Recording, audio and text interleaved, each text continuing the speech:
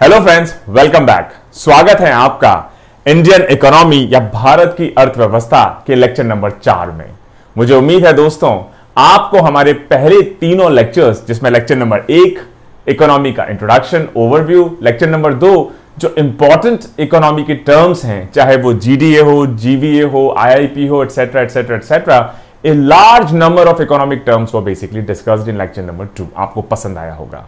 और जो lecture number 3 है, रिलेटिवली छोटा लेक्चर था, ब्रीफ लेक्चर था, और उसका बेसिकली पर्पस यही था कि जितनी भी इकोनॉमी है, जितनी भी बेसिकली अर्थव्यवस्था है, जितनी भी इकोनॉमिक एक्टिविटीज हैं, प्लानिंग है, गवर्नमेंट है या इकोनॉमिस्ट है या सोशल साइंटिस्ट है या गवर्नमेंट है, इन सभी का पर्पस यही होता है कि कोई भी इकोनॉमिक एक्टिविटी कैरी आउट करने से एक्चुअली लोगों की ग्रोथ होनी चाहिए, उस ग्रोथ से उनका डेवलपमेंट होना चाहिए, और अल्टीमेट ऑब्जेक्टिव किसी भी ग्रोथ और डेवलपमेंट का होता है कि लोग खुश रहे, हैप्पीनेस रहे। तो दोस्तों हमने सबसे पहले लेक्चर नंबर 3 में देखा कि ग्रोथ बेसिकली जो एक जनरल टर्म है वो क्या होती है। उसके बाद हमने देखा कि ग्रोथ में जो खामियां थी उसको पूरा करने के लिए डेवलपमेंट का कॉन्सेप्ट किस तरीके से निकल के आया, और डेवलपमेंट के कॉन्सेप्ट में भी जो कमियां बेसिकली रह गई उसको पूरा करने के लिए फिर हैप्पीनेस का इंडेक्स कैसे निकल कर आया। दोस्तों आज का लेक्चर नंबर 4, लेक्चर नंबर 4 दो पार्ट्स में बेसिकली हम डिवाइड करेंगे।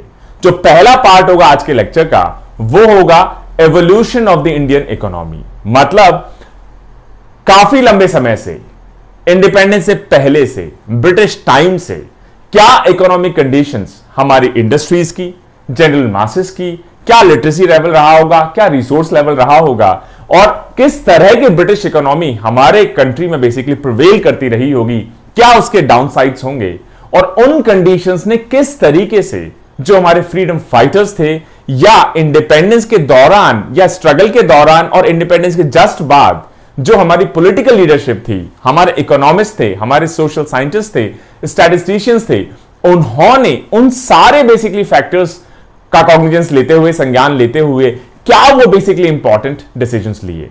किस तरह के डिसीजंस जैसे कि क्या हमारी इकोनॉमी एक प्लान्ड इकोनॉमी होगी, क्या हमारी इकोनॉमी में पीएसयूज, पब्लिक सेक्टर अंडरटेकिंग्स का रोल होगा, प्राइम मूविंग फोर्स क्या होगा, एग्रीकल्चर होगा, इंडस्ट्री होगा। एग्रीकल्चर होगा तो क्यों होगा, और अगर इंडस्ट्री है तो उसके पीछे क्या रीजंस रहे होंगे। ऐसे तमाम क्वेश्चंस का आंसर आज हम लेक्चर नंबर 4 के बेसिकली पहले पार्ट में ढूंढने की कोशिश करेंगे। उसके बाद जो सेकंड पार्ट होगा आज के लेक्चर का वो बेसिकली रहेगा इकोनॉमिक प्लानिंग पर, उसके इंट्रोडक्शन पे कि इकोनॉमिक प्लानिंग बेसिकली होती क्या है, क्या उसकी बेसिक डेफिनेशंस हैं, क्या अल्टीमेट ऑब्जेक्टिव है, क्या उसका स्कोप ऑफ वर्क है, और उसके बाद वहीं से हम कैरी आउट करेंगे लेक्चर नंबर 5, लेक्चर नंबर 5, और लेक्चर नंबर 5 बेसिकली होगा बहुत detail lecture on Indian planning. अलग अलग प्लानिंग कमीशन के बेसिकली डिफरेंट 5 ईयर प्लान्स आए, उसके अलावा भी बहुत सारे और basically major plans, minor plans Indian economy ने बेसिकली एक्सपीरियंस किए हैं, उनको हम एक एक करके डिटेल में बेसिकली डिस्कस करेंगे दोस्तों हमारे लेक्चर नंबर 5 में। तो आइए शुरुआत करते हैं लेक्चर नंबर 4, और ये जो लेक्चर है ये बेसिकली 2 मेजर रेफरेंस सोर्सेज से हम लोगों ने इसको कंबाइन किया है। जो हमारा प्राइमरी रेफरेंस है वो है Indian economy by Ramesh Singh. It's a very very very good book if you can get your head around it. And then second, कुछ कॉन्सेप्ट्स हमने पिक किए हैं Indian economy by Shankar Ganesh Kuruppa. तो दोस्तों सबसे पहले इस चीज को अगर हम समझना चाहें कि इंडियन इकोनॉमी का क्या एक्सपीरियंस रहा, किस तरीके से बेसिकली इसने अपने आप को मैच्योर किया, कैसे इवोल्यूशन हुआ, उसके लिए हमें सबसे पहले समझना पड़ेगा कि जो हमारी इकोनॉमी रही पर्टिकुलरली ब्रिटिश पीरियड, और ब्रिटिश पीरियड से जस्ट पहले, और ब्रिटिश पीरियड के दौरान, और ब्रिटिश पीरियड के बाद क्या सिचुएशन रही होगी। Take a guess. अगर हम 1757 के बाद की इकोनॉमी देखें, जब east India company firmly basically India में स्टैब्लिश हो चुकी थी और उन्होंने बंगाल की गवर्नेंस को टोटली बेसिकली अपने अंडर ले लिया, इसने डिफाइन किया कि क्या ब्रिटिश रिलेशनशिप होगा इंडिया का, और वो जो ब्रिटिश रिलेशनशिप इंडिया के साथ स्टैब्लिश हुआ किस टाइप का रहा होगा।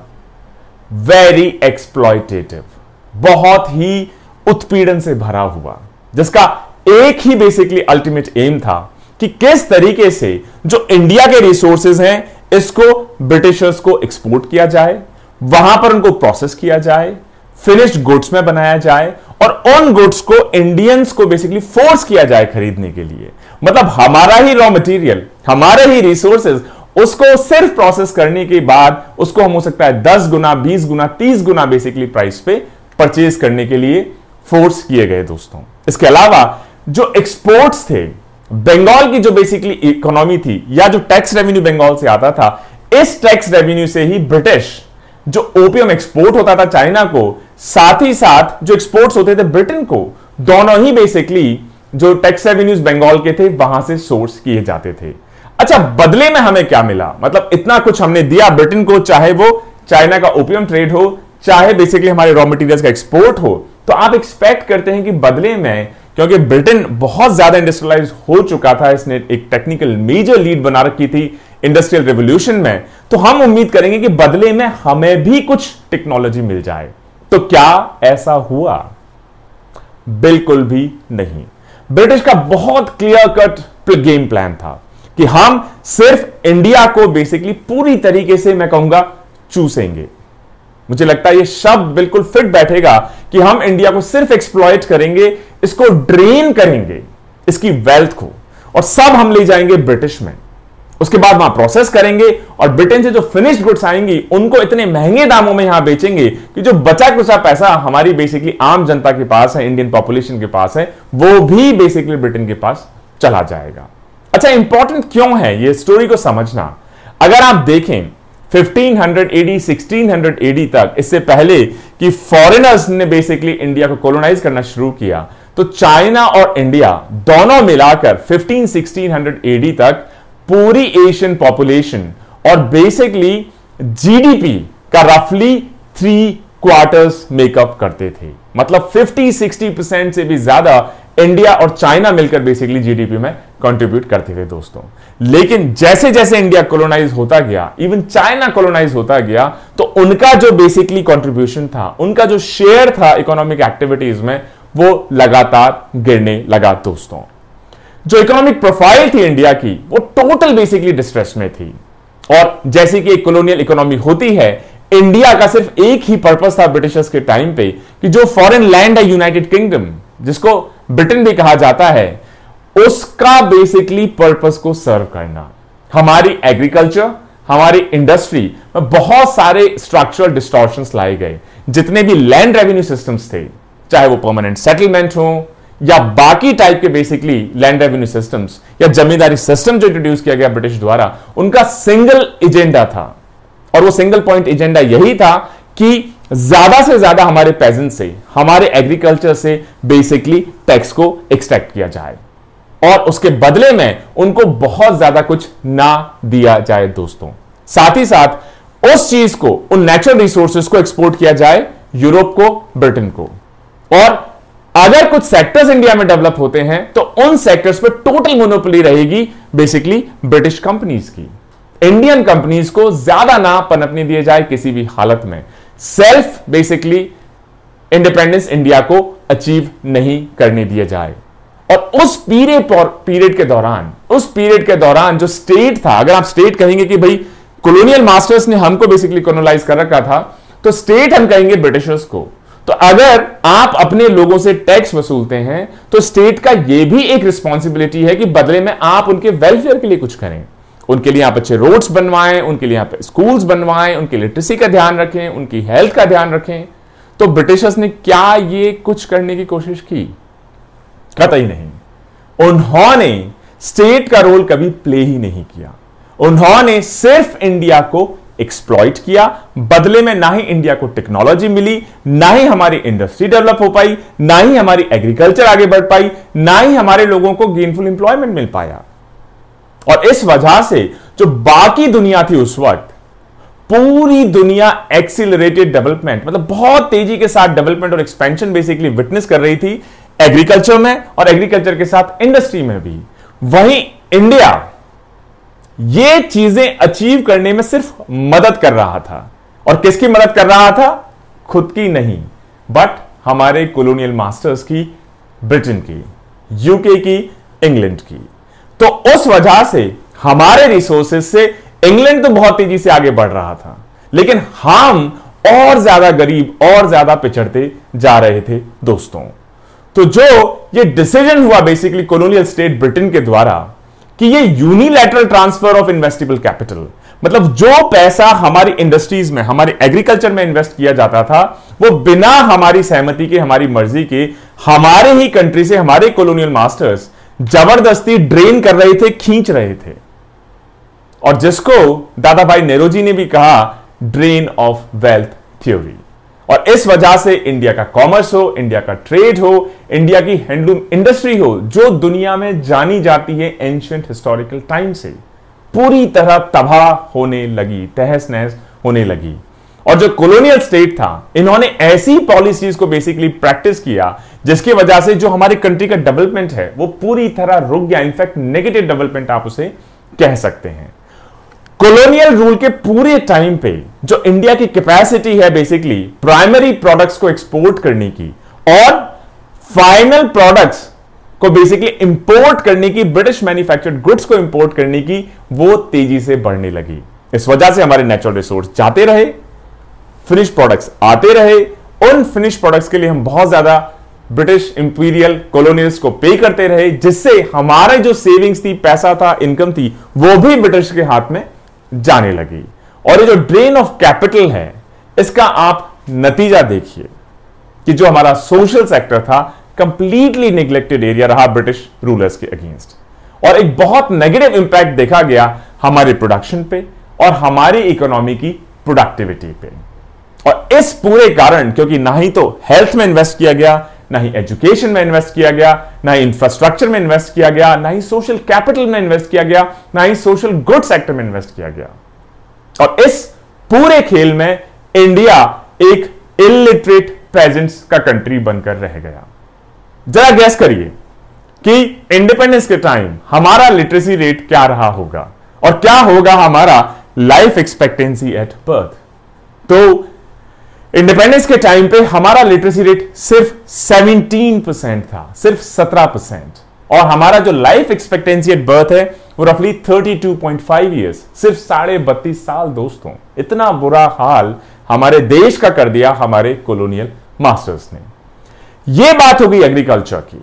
अच्छा, इंडस्ट्रियलाइजेशन की अगर हम बात देखें इंडिया में, तो वो भी ब्रिटिशर्स ने पूरी तरह निग्लेक्ट किया। ना ही तो किसी तरह का इंफ्रास्ट्रक्चर बिल्ड किया गया जिससे इंडिया इंडस्ट्रियलाइज हो सके, ताकि अपने रॉ मटेरियल्स को एक्सप्लॉइट कर सके, एक्सट्रैक्ट कर सके, उनको इंडिया में ही बेसिकली प्रोसेस कर सके, फिनिश गुड्स बना सके, ताकि हमारी इंडिजीनियस इंडस्ट्रीज डेवलप हो सके, हमारे लोगों को जॉब मिल सके और कॉस्ट कंपेटिटिव प्राइस पे वो प्रोडक्ट्स हमारे इंडियंस को मिल सके। और जो इंडियन कैपिटलिस्ट बड़ी मुश्किल से इमर्ज हो पाए, वो भी पूरी तरह डिपेंडेंट थे ब्रिटिश कमर्शियल कैपिटल। मतलब जहां से ब्रिटिश बेसिकली जहां जिन इंडस्ट्रीज में अपनी कैपिटल लगाना चाहते थे, सिर्फ वही इंडस्ट्रीज डेवलप हो पाई दोस्तों।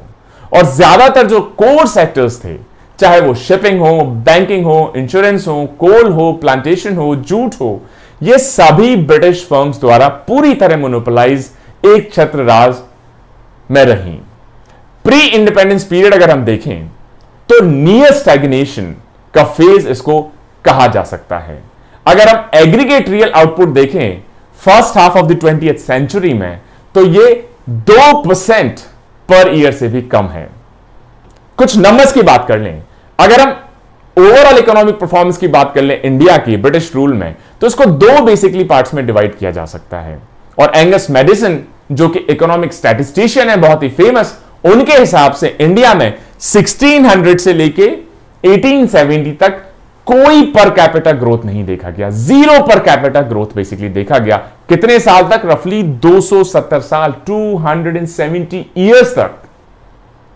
उसके बाद 1870 से 1947 मतलब इंडिपेंडेंस तक हमारा जो पर कैपिटा ग्रोथ देखा गया वो सिर्फ 0.2% देखा गया।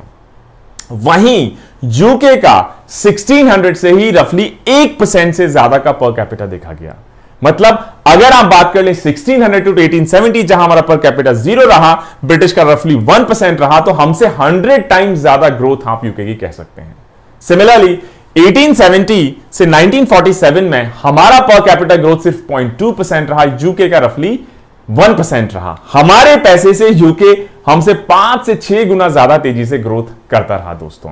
हमारी जो पर कैपिटल इनकम थी 1899 में वो रफली 18 रुपीज थी और 1895 में वो 39.5 बेसिकली रुपीज हो गई।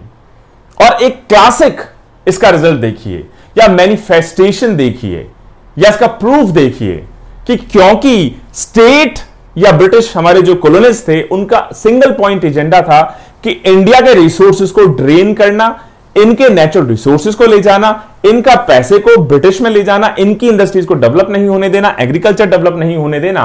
इसकी वजह से हमारे देश में उस पूरे पीरियड में बहुत सारे फेमिन्स, भुखमरी, बहुत सारे डिजीज एपिडेमिक्स बेसिकली हमको देखने को मिले second half of 19th century and first half of 20th century दोस्तों। इसका मतलब कि जो ब्रिटिश गवर्नमेंट थी इंडिया में, उनका सिर्फ पैसा ब्रिटेन में ले जाना, हमारी वेल्थ को ड्रेन करना सिंगल पॉइंट एजेंडा रहा।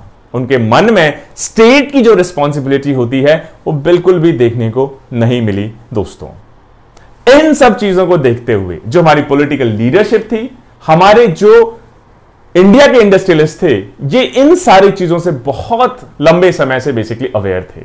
और इस वजह से जब इंडिया इंडिपेंडेंट होने को आया, उससे पहले से ही उन्होंने इकोनॉमिक प्लानिंग के बारे में सोचना शुरू किया कि जब इंडिया बेसिकली इंडिपेंडेंट होगा तो इस तरीके से ये जितने सारे स्ट्रक्चरल इश्यूज हैं, ये ड्रेन ऑफ वेल्थ हैं, इंडस्ट्रीज डेवलप नहीं हो रही हैं, एग्रीकल्चर डेवलप नहीं हो रहा है, हमारी पर कैपिटल ग्रोथ नहीं हो रही है, जीरो पे स्टैग्नेंट है, लिटरेसी इतना लो है, हेल्थ बहुत खराब है, लाइफ एक्सपेक्टेंसी एट बर्थ सिर्फ 32 ईयर्स है, इससे कैसे निकला जाए।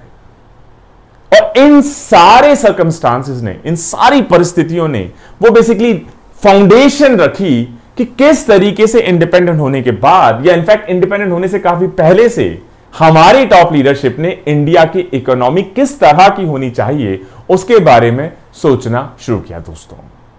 एक ऑलमोस्ट कंसेंशुअल बेसिकली व्यू बन गया कि इंडिपेंडेंस से पहले कुछ मेजर स्ट्रैटेजिक इश्यूज पे किस तरीके से इंडिया बेसिकली एक्ट करेगा। हमारे जो बेसिकली फ्रीडम फाइटर्स थे, हमारे लीडर्स थे, हमारे इंडिजीनियस इंडस्ट्रियलिस्ट थे।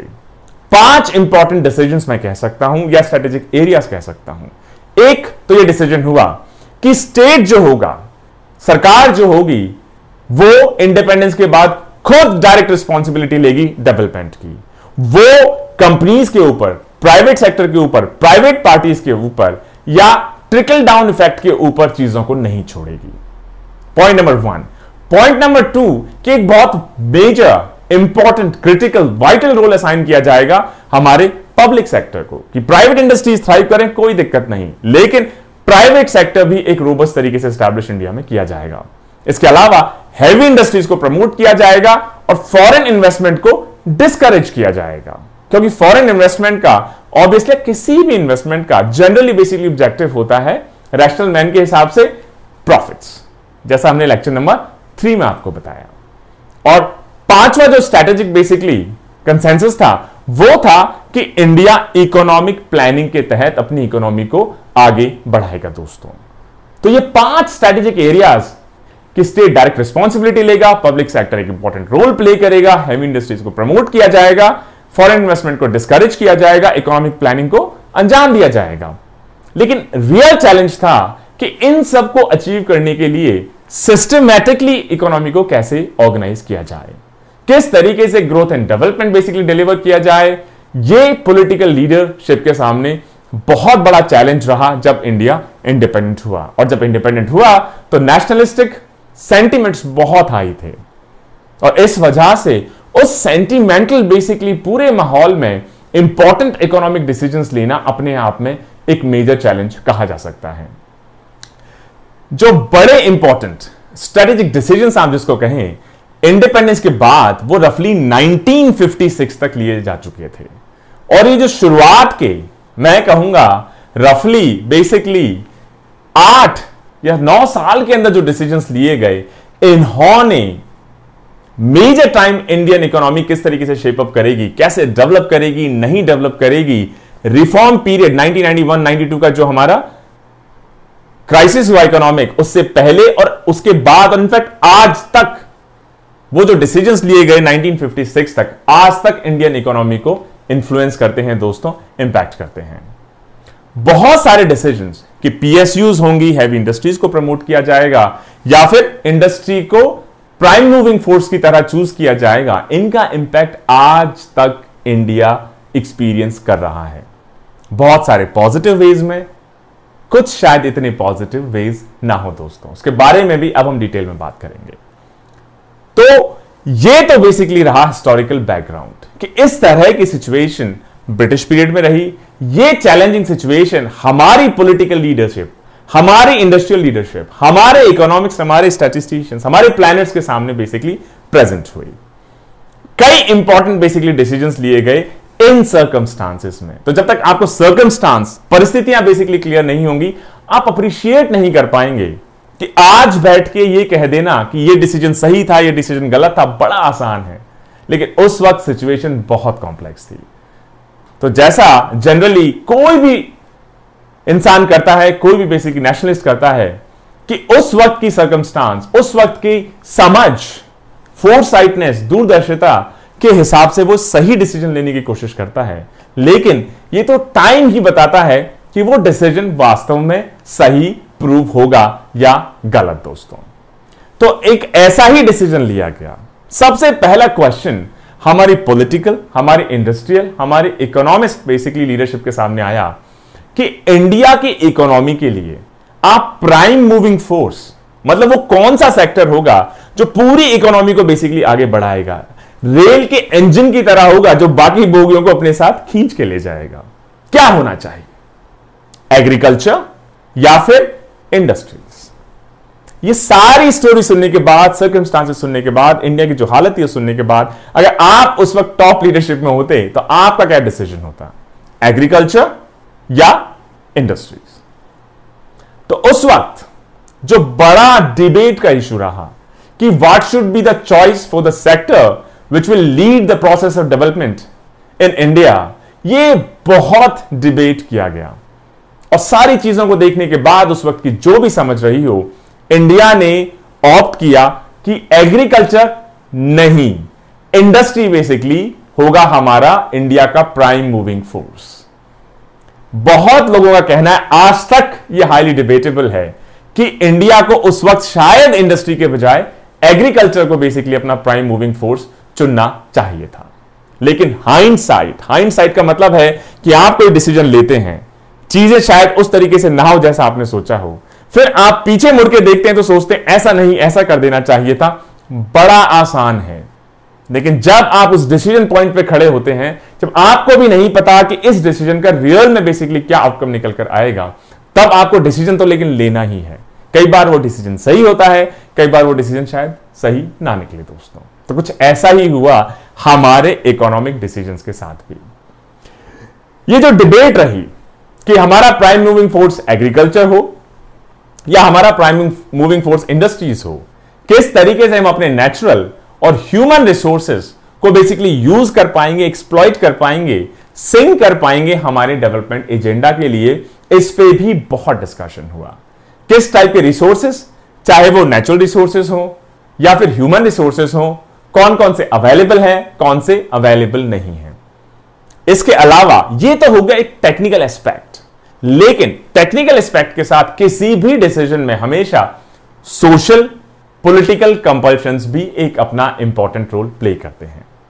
उस वक्त की जो पॉलिटिकल लीडरशिप थी, उन्होंने इंडस्ट्री को बेसिकली प्राइम मूविंग फोर्स के रूप में चूज किया।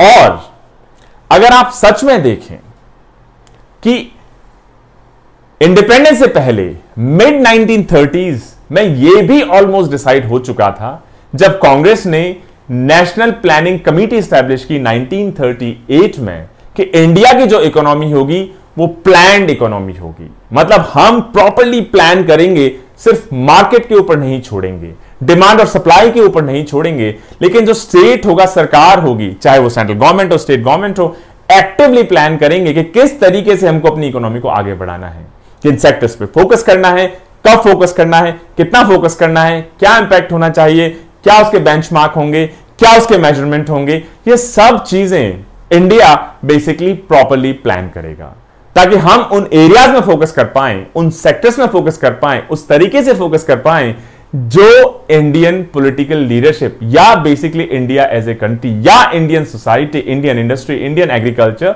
एक्सपेक्ट करती है दोस्तों। और ये जो कुछ बेसिकली डिसीजंस हुए कि इंडस्ट्री को प्राइम मूविंग फोर्स के तहत चुना जाना चाहिए और किन किन फैक्टर्स ने बेसिकली इस डिसीजन को लेने में एड किया, मदद की, उनके बारे में थोड़ा सा डिस्कशन हो जाए कि उस वक्त अगर आप इंफ्रास्ट्रक्चर सेक्टर की बात देख लें, चाहे वो पावर हो, ट्रांसपोर्टेशन हो, कम्युनिकेशन हो, तो ऑलमोस्ट नॉन एग्जिस्टेंट था। इसी तरीके से जो इंफ्रास्ट्रक्चर इंडस्ट्रीज थी, आयरन स्टील देख ली, आप सीमेंट देख लीजिए, कोल देख लीजिए, क्रूड ऑयल देख लीजिए, ऑयल एंड रिफाइनिंग, इलेक्ट्रिसिटी देख लीजिए, ये भी ऑलमोस्ट नेग्लेजिबल थी। इसी तरीके से इन्वेस्टेबल कैपिटल, मतलब जो पैसा आपको इन्वेस्ट करने के लिए चाहिए, इंडस्ट्री सेटअप करने के लिए चाहिए, आपको वेजेस देने के लिए चाहिए, ये भी बेसिकली या तो गवर्नमेंट देगी या प्राइवेट सेक्टर बेसिकली लेकर आएगी। तो ये भी इन्वेस्टेबल कैपिटल उस वक्त अवेलेबल नहीं थी। इसके अलावा जो टेक्नोलॉजी बेसिकली हमें चाहिए इंडस्ट्रियलाइजेशन के लिए, रिसर्च एंड डेवलपमेंट के लिए, वो भी टोटली एब्सेंट कही जा सकती है। स्किल्ड मैन पावर नहीं था, क्योंकि ज्यादातर पॉपुलेशन, मैं कहूंगा ऑलमोस्ट हो सकता है 90% से भी ज्यादा पॉपुलेशन उस वक्त सिर्फ एग्रीकल्चर अनस्किल्ड तरीके से एम्प्लॉयड थी। इसके अलावा एंटरप्रेन्योरशिप, हमारे खुद के इंडस्ट्रियलिस्ट बहुत बहुत बहुत लिमिटेड थे और जो मार्केट था इंडस्ट्रियल गुड्स के लिए आप गुड्स तो बना देंगे, लेकिन गरीबी इतनी है, पॉवर्टी इतनी है, परचेजिंग कैपेसिटी नहीं है लोगों की कि आप गुड्स तो दुकान में रख देंगे लेकिन खरीदने की कैपेसिटी नहीं है लोगों की। तो जब मार्केट ही नहीं है तो इंडस्ट्रीज अगर गुड्स भी बना देंगी तो खरीदेगा कौन? तो जो पूरा डिमांड एंड सप्लाई का बेसिकली लूप है वहीं बेसिकली ब्रेकडाउन हो जाएगा दोस्तों। इसके अलावा भी और कई socio physiological factors, political factors भी रहे जिसको कंसिडर करने के बाद इंडियन पॉलिटिकल लीडरशिप ने उस वक्त या इंडियन इकोनॉमिस्ट ने इंडस्ट्री को प्राइम मूविंग फोर्स के बारे में कंसिडर किया दोस्तों। दूसरा बेसिकली सिक्के का पहलू, the other side of the coin, the other side of the argument, कि अगर उस वक्त की इंडिया के सिचुएशन को प्रॉपर्ली एनालाइज किया जाए तो एक आर्गुमेंट बहुत स्ट्रांग ये भी बनता है कि शायद इंडस्ट्री के बजाय इंडिया को एग्रीकल्चर सेक्टर को प्राइम मूविंग फोर्स चुनना चाहिए था। क्या रीजंस बेसिकली हो सकते हैं इस आर्गुमेंट को सपोर्ट करने के लिए? पहला कि इंडिया में एक तो एग्रीकल्चर के लिए जो फर्टाइल लैंड चाहिए, वाटर रिसोर्सेज चाहिए, या जो बाकी एनवायरमेंटल कल्टीवेशन के लिए काफी हद तक ऑलरेडी एग्जिस्ट करता था। साथ ही साथ ह्यूमन कैपिटल की अगर हम बात करें तो एक्चुअली एग्रीकल्चर, क्योंकि उस टाइम बहुत बेसिक लेवल पे हुआ करता था, तो अलग से कोई बहुत हाईली स्किल्ड हमको ह्यूमन रिसोर्सेज की जरूरत नहीं थी। इनफैक्ट अगर हम थोड़ा सा ऑर्गेनाइज कर देते अपनी लैंड ओनरशिप को, इरिगेशन फैसिलिटीज बेटर कर देते, इनपुट्स एग्रीकल्चर में बेटर कर देते, तो इंडिया कई सारे बेसिकली एग्रीकल्चर सेक्टर को डेवलपमेंट में हेल्प कर सकता था। और एग्रीकल्चर को अगर प्राइम मूविंग फोर्स के तौर पे चुना जाता तो जो खाने का फूड क्राइसिस था, शेल्टर का क्राइसिस था, बेसिक हेल्थ केयर क्राइसिस था, बेसिकली इन में भी कहीं ना कहीं दिक्कत नहीं होती। और यह भी कहना है कि अगर मान लीजिए एग्रीकल्चर को प्राइम मूविंग फोर्स के रूप में चुना जाता और इस एग्रीकल्चर को अच्छा डेवलप होने के बाद इससे जो सरप्लस कैपिटल आती, एक्स्ट्रा जो हमारे पास रिसोर्सेज डेवलप होते, उसको हम अपने सोशल गुड्स में, हेल्थ हो, एजुकेशन हो, ट्रांसपोर्टेशन हो, इंफ्रास्ट्रक्चर हो, या फिर एक्सपेंशन ऑफ इंडस्ट्रीज हो, इसमें भी लगाया जा सकता था दोस्तों। और जब लोगों के पास एग्रीकल्चर से एक्स्ट्रा कैश आ जाता, डिस्पोजेबल इनकम आ जाती, तो इससे एक मार्केट भी डेवलप हो जाता जो कि इंडस्ट्रीज को सर्वाइव करने के लिए जरूरी था। और यह सब किसने किया? इंडिया ने तो इंडस्ट्री को बेसिकली प्राइम मूविंग फोर्स अपना चुना था, लेकिन इन सिमिलर सर्कमस्टांसेस को फेस किया चाइना ने, और चाइना ने इंडिया से जस्ट ऑपोजिट डिसीजन लिया। चाइना ने चाइनीज रेवोल्यूशन 1949 के बाद इंडस्ट्रीज नहीं, एग्रीकल्चर को बेसिकली अपना प्राइम मूविंग फोर्स चुना दोस्तों। और चाइना ने एग्जैक्टली वही किया जो भी हम डिस्कस कर रहे थे कि पहले अपने एग्रीकल्चर सेक्टर को रिफॉर्म किया जाए, इसको मॉडर्नाइज किया जाए, इसको प्रोग्रेसिव बनाया जाए, एक्सपोर्ट्स को बढ़ाया जाए, और उससे जो सरप्लस जनरेट होगा, एक्स्ट्रा इनकम जनरेट होगी, प्रॉफिट जनरेट होंगे, उसको फिर आप इन्वेस्ट करेंगे अपनी इंडस्ट्रीज में। तो चाइना ने 1949 से एग्रीकल्चर को प्रमोट किया और 1970s 1980s में जब एग्रीकल्चर अच्छे से स्टैब्लिश हो गया, उससे सरप्लस आने लगा, एक्स्ट्रा कैश आने लगा, कैपिटल आने लगी, उसको फिर उसने इन्वेस्ट करना शुरू किया 1970s और 80s में अपनी इंडस्ट्रीज में। और कौन नहीं जानता कि इस पूरे थॉट प्रोसेस या सिस्टमैटिक, पहले एग्रीकल्चर को प्राइम मूविंग फोर्स चुना गया, उससे एक्स्ट्रा कैश जनरेट हुआ, उसको इंडस्ट्रीज में बेसिकली इन्वेस्ट किया गया, एक्सपोर्ट्स में इन्वेस्ट किया गया, उसकी वजह से इंडस्ट्रियल चाइना इतना बेसिकली तेजी से बढ़ा 2 डिकेड्स में, जो अपने आप में एक केस स्टडी बन चुका है। इवन जो हाईली डेवलप्ड और industrialised economies of the world हैं, इवन दे गॉट शॉक्ड कि इतने शॉर्ट पीरियड ऑफ टाइम में कैसे एक कंट्री जो अभी तक एग्रीकल्चर डिपेंडेंट था हेवीली, उसने इंडस्ट्रियल बेस इतना अपने एक्सपेंड कर लिया है। अब कई लोगों का यह भी कहना है कि हो सकता है कि इंडिया की जो पॉलिटिकल लीडरशिप रही हो, वो इंडिया में जो ये सारे बेसिकली फैक्टर्स एग्जिस्ट करते थे कि लैंड हमारे पास था एग्रीकल्चर के लिए, रिसोर्सेज हमारे पास थे, इरिगेशन अगर हम बेटर करते, इनपुट बेटर करते, रीऑर्गेनाइज करते अपने एग्रीकल्चर सेक्टर को, तो वो कहीं ज्यादा प्रोडक्टिव हो सकता था इंडस्ट्रीज के बजाय। इस सिचुएशन को शायद समझने में, शायद एनालाइज करने में, और एग्रीकल्चर के बजाय इंडस्ट्री को प्राइम मूविंग फोर्स के रूप में चुनने का जो डिसीजन रहा, शायद वो इतना प्रूडेंट ना हो, शायद वो इतना वेल थॉट आउट ना रहा हो। और कई लोगों का यह भी कहना है कि हमारे first prime minister Shri Pandit Nehru ji, हो सकता है कि जो रैशनल एनालिसिस था, उसके बजाय उन्होंने आसपास क्या दिख रहा है या इंडियन रियलिटीज को वो प्रॉपर्ली एनालाइज नहीं कर पाए, और उन्होंने शायद ये जो रैशनल थॉट प्रोसेस है कि हमारी कंट्री की एक्चुअली जो सिचुएशन है इंडिपेंडेंस के टाइम में, वो शायद एग्रीकल्चर सेक्टर को प्रमोट करने के लिए ज्यादा बेसिकली सूटेबल है, ज्यादा तेजी से हम बेसिकली अचीव कर पाएंगे रिजल्ट्स, उसको शायद एनालाइज करने में कहीं चूक गए दोस्तों।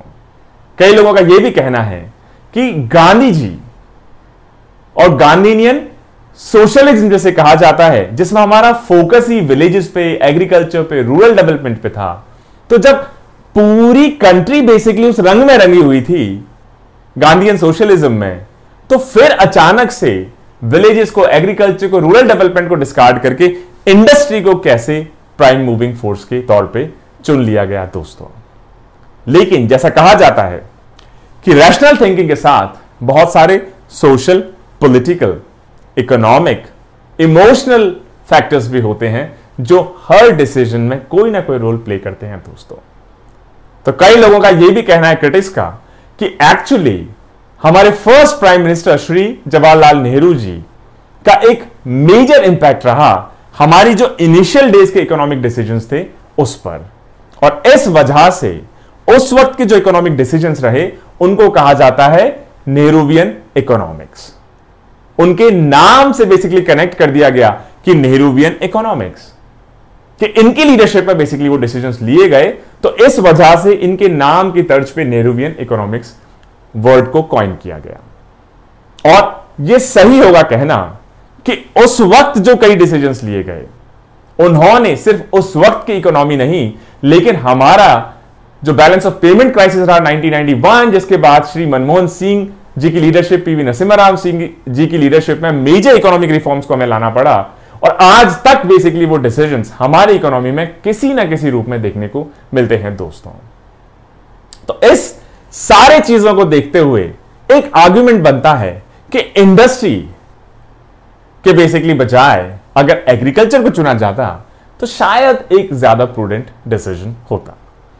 लेकिन अगर हम ये बात देख लें कि वो क्या आर्गुमेंट्स रहे होंगे, सर्कमस्टांसेस रही होंगी, सिचुएशंस रही होंगी, जिन्होंने डिसीजन को एग्रीकल्चर के बजाय इंडस्ट्री की तरफ टिल्ट कर दिया, मुझे लगता है उनके बारे में अगर हम डिटेल में बात नहीं करेंगे तो मुझे लगता है डिस्कशन अधूरा रह जाएगा, बायस रह जाएगा दोस्तों। पहला पॉइंट कि बेसिकली अगर आप देखें कि अगर आप रिसोर्स अवेलेबल के हिसाब से देखें तो ऑब्वियस चॉइस होती कि जमीन हमारे पास है, स्किल्ड लेबर हमारे पास नहीं है, एजुकेशन हमारे पास नहीं है, इंडस्ट्रियल बेस हमारे पास नहीं है, तो एग्रीकल्चर को ही प्राइम मूविंग फोर्स चुना जाना चाहिए था। लेकिन अब आप इस आर्गुमेंट को एक्सपेंड करें। कैसे एक्सपेंड करेंगे कि हमारी उस वक्त की जो इंडस्ट्रियल एग्रीकल्चर थी, इनफैक्ट आज तक भी काफी हद तक ये कहना सही होगा कि बहुत ही ट्रेडिशनल टाइप की, कन्वेंशनल टाइप की, पिछड़ी हुई एग्रीकल्चर थी। एग्रीकल्चर को रिफॉर्म करने के लिए भी हमें इंडस्ट्रीज की मदद चाहिए होती, उसको मॉडर्नाइज करने के लिए, उसको मैकेनाइज करने के लिए। और क्योंकि इंडिया में खुद की इंडस्ट्रीज तो बेसिकली स्टैब्लिश थी नहीं, इसका मतलब हम उन सारे टूल्स को, इक्विपमेंट को या टेक्निकल सपोर्ट को, रिसर्च एंड डेवलपमेंट को बाहर की कंट्रीज से एक्सपोर्ट करते। इसका मतलब हमारी डिपेंडेंसी फॉरेन कंट्रीज पे बनी रहती और ज्यादा बढ़ती, हमारी एग्रीकल्चर को और बेटर बनाने में, रिफॉर्म करने में, प्रोग्रेसिव बनाने में। साथ ही साथ हमें इन सबको इंपोर्ट करने के लिए, एग्रीकल्चर को मॉडर्नाइज करने के लिए वैल्यूएबल फॉरेन रिजर्व भी बेसिकली उन कंट्रीज को देना होता। लेकिन जब हम इंडिपेंडेंट हुए तो हमारे पास फॉरेन रिजर्व के नाम पे बहुत कुछ नहीं था दोस्तों। तो इस वजह से हमारे उस टाइम जो बेसिकली विजनरीज रहे होंगे, उन्होंने कहा कि एग्रीकल्चर को भी मॉडर्नाइज बनाने के लिए, एग्रीकल्चर को भी रिफॉर्म करने के लिए, एग्रीकल्चर जो ट्रेडिशनल और कन्वेंशनल है इसको और प्रोग्रेसिव बनाने के लिए हमें जिस तरह का इंडस्ट्रियल बेस चाहिए वो हमारी कंट्री में एग्जिस्ट अभी नहीं करता। तो क्यों ना उस इंडस्ट्रियल बेस को पहले सेटअप किया जाए, जिससे इंडस्ट्रीज तो प्रमोट हुई हो, लेकिन एग्रीकल्चर को भी जिस तरह का इंडस्ट्रियल इनपुट चाहिए वो भी हमारी खुद की इंडस्ट्रीज बेसिकली अवेलेबल करा सके। तो ये हो गया उनका पॉइंट नंबर 1 जो उनके दिमाग में आया होगा। पॉइंट नंबर 2 कि उस वक्त आप देखें खासतौर से वर्ल्ड वॉर 2 और जो इंटरनेशनल इंस्टीट्यूशंस हैं, चाहे वो वर्ल्ड बैंक हो, IMF इंटरनेशनल मॉनेटरी फंड हो, इन सभी का फेवर था कि आप industrialise, industrialise, industrialise, privatise, privatise, privatise और बाद में ग्लोबलाइज, ग्लोबलाइज, ग्लोबलाइज। कि आप जब इंडस्ट्रियलाइज करेंगे, इंडस्ट्रियलाइजेशन का मतलब है फास्टर ग्रोथ और इसका मतलब है फास्टर डेवलपमेंट। जितना भी आप यूरोपियन कंट्रीज को देख लीजिए, ब्रिटेन को देख लीजिए, यूएस को देख लीजिए, जर्मनी को देख लीजिए, ये इंडस्ट्रियल बेस ही रहा। जापान को देख लीजिए, ये इंडस्ट्रियलाइजेशन ही रहा, इंडस्ट्रियल बेस ही रहा, जिसने उन कंट्रीज को बहुत शॉर्ट पीरियड ऑफ टाइम में इतना बेसिकली ग्रोथ एंड डेवलपमेंट दिया। तो ये रफली ग्लोबली एक्सेप्टेड एक व्यू हो गया था उस वक्त कि अगर आप इंडस्ट्रियलाइज करेंगे तो बेसिकली आप जल्दी से ग्रो कर पाएंगे, डेवलप कर पाएंगे। और इसी व्यू को सपोर्ट करते थे उस वक्त के इंटरनेशनल इंस्टीट्यूशंस, वर्ल्ड बैंक और IMF, और ये भी कहते थे कि जो इंडस्ट्रियलाइजेशन, प्राइवेटाइजेशन की तरफ आगे बढ़ेगा, जैसा हमने देखा वॉशिंगटन कंसेंसस लेक्चर नंबर 1 में, उसको हम भी सपोर्ट करेंगे। और जो एग्रीकल्चर की तरफ बेसिकली जाएगा, एग्रीकल्चर को उस वक्त बैकवर्डनेस की तरह देखा जाता था, पिछड़ेपन की तरह देखा जाता था, और किसी तरह का इंटरनेशनल या फिर इंटरनेशनल इंस्टीट्यूशन से, वर्ल्ड बैंक, IMF एक्सेट्रा से कोई सपोर्ट एग्रीकल्चर के लिए ऑफर नहीं किया जाता। तो शायद पॉलिटिकल लीडर्स को लगा होगा कि एग्रीकल्चर को इंप्रूव करने के लिए भी हमें अपनी इंडस्ट्रीज डेवलप करनी होगी, क्योंकि हमारे पास खुद का इंडस्ट्रियल बेस नहीं है, हमारे पास फॉरेन रिजर्व्स नहीं है, हमारी डिपेंडेंस बहुत ज्यादा हो जाएगी फॉरेन इंडस्ट्री के ऊपर। उसको हटाने के लिए अपनी इंडस्ट्रीज को डेवलप करें। साथ ही साथ क्योंकि जो इंटरनेशनल फर्वर है, जो इंटरनेशनल इंस्टीट्यूशंस हैं, वो भी उन्हीं कंट्रीज को सपोर्ट कर रहे हैं जो इंडस्ट्रियलाइजेशन की तरफ जा रहे हैं। तो अगर हम एग्रीकल्चर के बजाय इंडस्ट्री को अपना basically prime moving force choose करेंगे तो वर्ल्ड बैंक और IMF जैसे इंस्टीट्यूशन से भी हमें बेसिकली हेल्प मिलेगी दोस्तों। इसके अलावा अगर हम इंडस्ट्रियलाइजेशन ठीक तरीके से कर ले गए तो इंडिया को हो सकता है, जैसे कि आप जर्मनी देख लें, जापान देख लें, यूके देख लें या यूरोप देख लें, इनकी तरह एक इंडस्ट्रियल एक्सपोर्टर हब की तरह शायद हम एस्टैब्लिश कर पाए। यह उस वक्त की सोच थी। ये जो सोच है कि इंडस्ट्री ही या इंडस्ट्रियलाइजेशन ही बेसिकली सॉल्यूशन है प्रॉब्लम्स का, ये 1990s में चेंज होना शुरू हुआ। और 1990s में अलग अलग एक्सपीरियंसेस से इवन वर्ल्ड बैंक और IMF ने भी बेसिकली अपनी ओपिनियन को चेंज किया और ये मानना शुरू कर दिया कि एक्चुअली एग्रीकल्चर बैकवर्डनेस का सिंबल नहीं है और हर प्रॉब्लम का सॉल्यूशन प्राइवेटाइजेशन नहीं है, हर प्रॉब्लम का सॉल्यूशन इंडस्ट्रियलाइजेशन नहीं है। लेकिन यह हुआ इंडिपेंडेंस से लगभग 40-50 साल बाद। लेकिन डिसीजन हमको कब लेना था? जस्ट इंडिपेंडेंस के बाद, जब ये फोरसाइट अवेलेबल नहीं थी उस वक्त। तो वर्ल्ड वॉर की वजह से जिस तरह का रैपिड डेवलपमेंट देखा गया, एक्सपोर्ट्स देखे गए, और हमारा खुद का जो एक्सपीरियंस रहा कॉलोनियल रूल में कि अगर आप इंडस्ट्रियलाइजेशन करेंगे तो आप ग्रो कर पाएंगे, एग्रीकल्चर तो बैकवर्ड ही रखेगी आपको। इस बेसिकली थीम या उस वक्त का जो माहौल रहा होगा, सर्कमस्टांसेस रहे होंगे, थॉट प्रोसेस रही होगी, उसने भी एक मेजर इंपैक्ट किया इस डिसीजन को लेने में कि एग्रीकल्चर नहीं, इंडस्ट्री को चूज करिए प्राइम मूविंग फोर्स की तरह। जो थर्ड फैक्टर रहा होगा कि जो सेकेंड वर्ल्ड वॉर था, उसने जो सुप्रीमेसी है डिफेंस पावर की, मिलिट्री की, फाइटर प्लेन्स की, टैंक्स की, सबमरीन्स की, इसको क्लियरली बेसिकली प्रूव कर दिया कि जो साइंस एंड टेक्नोलॉजी में और इंडस्ट्रियल बेस में बेसिकली ज्यादा डेवलप रहेगा वो कंट्री, वो सिक्योरिटी पॉइंट ऑफ व्यू से, national security point of view से, अपने डिफेंस फोर्सेस को डेवलप करने से पॉइंट ऑफ व्यू से कहीं ज्यादा रोबस्ट होगा, केपेबल होगा। और इंडिया को लगा कि अभी हमारे पास खुद का कोई बेसिकली डिफेंस बेस नहीं है, तो अगर हमें अपनी डिफेंस फोर्सेस को भी ऑर्गुमेंट करना है, डिफेंस फोर्सेस को भी मजबूत बनाना है, तो भी हमें इंडस्ट्रीज चाहिए। हम फॉरेन कंट्रीज पर डिपेंडेंट नहीं रह सकते, क्योंकि उनसे अगर हम आर्म्स इंपोर्ट करेंगे तो पहली बात तो हो सकता है वो हमें देने से मना कर दें, और दूसरी बात हो सकता है अगर वो देना भी चाहें तो हमसे बहुत ज्यादा चार्ज करें, और हमारे पास तो अभी कोई फॉरेन रिजर्व नहीं है। तो इसका मतलब जो पॉइंट नंबर 3 के साथ हमें ऐसा लगता है कि इंडस्ट्रियल बेस को चुनने में जो थॉट प्रोसेस रही कि पहली बात तो यह हमें फास्टर ग्रोथ प्रोवाइड करवाएगा, दूसरा एग्रीकल्चर को हम इंडस्ट्रियल बेस डेवलप करके उसको मॉडर्नाइज कर पाएंगे, तीसरा कि हमारी इकोनॉमी अपनी डिफेंस फोर्सेस को भी बेसिकली डेवलप कर पाएगी अगर हम इंडस्ट्रीज को बेसिकली स्टैब्लिश कर पाए, सक्सेसफुली प्रमोट कर पाए और इंडस्ट्री को प्राइम मूविंग फोर्स के रूप में अब बेसिकली चूज कर पाए। इसके अलावा एक सोशो इकोनॉमिक कंसेंसस भी आप कह सकते हैं कि एक्चुअली जिस तरह का एग्रीकल्चर सेक्टर हम लोगों ने सैकड़ों साल से देखा है कि एग्रीकल्चरल लैंड पे सिर्फ कुछ गिने चुने लोगों का ही हमेशा डोमिनेशन रहा है, और जो लार्ज मासेस हैं वो अलग अलग क्लासेस हो सकती हैं, कास्ट हो सकते हैं, डिप्राइव्ड सेक्शंस हो सकते हैं, वो इस सोशो बेसिकली सेटअप की वजह से कहीं ना कहीं एग्रीकल्चर सेक्टर में हमेशा पिछड़े ही रह गए। लेकिन अगर हम इंडस्ट्रीज डेवलप करेंगे जहां पे कोई फर्क नहीं पड़ता कि आप किस कास्ट से हैं, किस क्लास से हैं, किस रिलीजन से हैं, जैसा आज हम देखते हैं इंडस्ट्रीज और बड़े बड़े मेट्रोज में, तो हमारा जो सोशो इकोनॉमिक बेसिकली बैकवर्डनेस है उसको भी शायद हम इंडस्ट्रियल बेस सेटअप करके कुछ हद तक एड्रेस करने की कोशिश कर सकते हैं। तो जो 4-5 बड़े फैक्टर्स रहे कि एग्रीकल्चर को मॉडर्नाइज करें, हमारे डिफेंस बेस को मॉडर्नाइज करें और बेसिकली प्रोग्रेसिव बनाएं, सोशो इकोनॉमिक बेसिकली चेंजेस हम ला पाएंगे, और इसके अलावा बेसिकली जो इंटरनेशनल इंस्टीट्यूशंस हैं, वर्ल्ड बैंक, IMF या ओवरऑल इंडस्ट्रियल बेस का फेवर था वो भी इंडस्ट्रियलाइजेशन के फेवर में था। इन सब चीजों को देखते हुए उस वक्त की जो बेसिकली टॉप लीडरशिप होगी उन्होंने शायद इंडस्ट्रियलाइजेशन को चूज किया होगा, और ये सबने एक्सेप्ट कर लिया बेसिकली सेकेंड वर्ल्ड वॉर तक कि इंडस्ट्रियलाइजेशन कहीं ज्यादा एफिशिएंट है, कहीं ज्यादा केपेबल है। और इन सब चीजों को देखते हुए अल्टीमेट डिसीजन हुआ दोनों पैरलों को देखते हुए कि इंडस्ट्री ही शायद एक सही चॉइस हो सकती है इंडिया के लिए। क्या रिसोर्सेज हैं, क्या इंडिया की टेम्परामेंटल रियलिटीज हैं, वो शायद मार्जिनलाइज हो गई इस पूरी डिबेट और डिस्कशन में इंडस्ट्रियलाइज्ड इंडिया के फेवर में। दोस्तों अब चाइना का थोड़ा सा बेसिकली डिस्कशन हो जाए।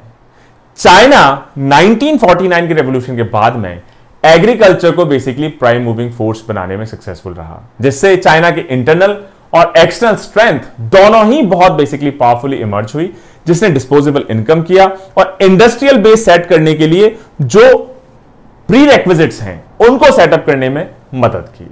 उसके बाद चाइना ने उनका फायदा उठाया और फायदा उठाने के बाद तेजी से बेसिकली इंडस्ट्रियलाइजेशन की तरफ आगे बढ़ गया।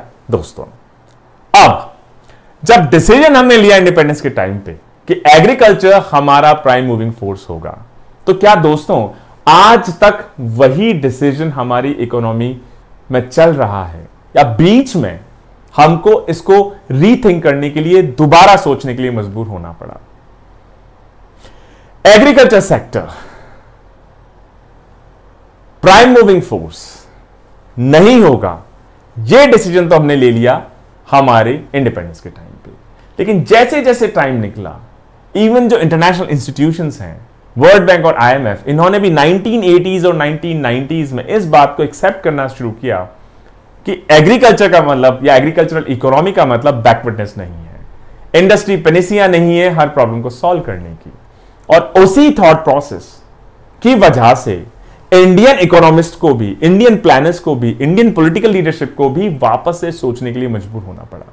साथ ही साथ जो बैलेंस ऑफ पेमेंट क्राइसिस रहा 90s का, उसने भी जब इकोनॉमिक रिफॉर्म्स को बेसिकली ट्रिगर किया, तो उस वक्त भी हमको सोचने पे मजबूर होना पड़ा कि जो हमने डिसीजन लिया था कि इंडस्ट्रियल बेस हमारा प्राइम मूविंग फोर्स होगा, क्या वो डिसीजन सही था? कहीं एग्रीकल्चर को इग्नोर करके हमने बहुत बड़ी गलती तो नहीं की। और फाइनली 2002 में प्लानिंग कमीशन की लीडरशिप में यह बेसिकली डिसीजन लिया गया कि 2002 हमारा जो 10th प्लान स्टार्ट हुआ 2002 से 2007 तक, उसमें इंडस्ट्री के बजाय अब एग्रीकल्चर को प्राइम मूविंग फोर्स माना जाएगा, उसके रूप में एड्रेस किया जाएगा, स्टैब्लिश किया जाएगा।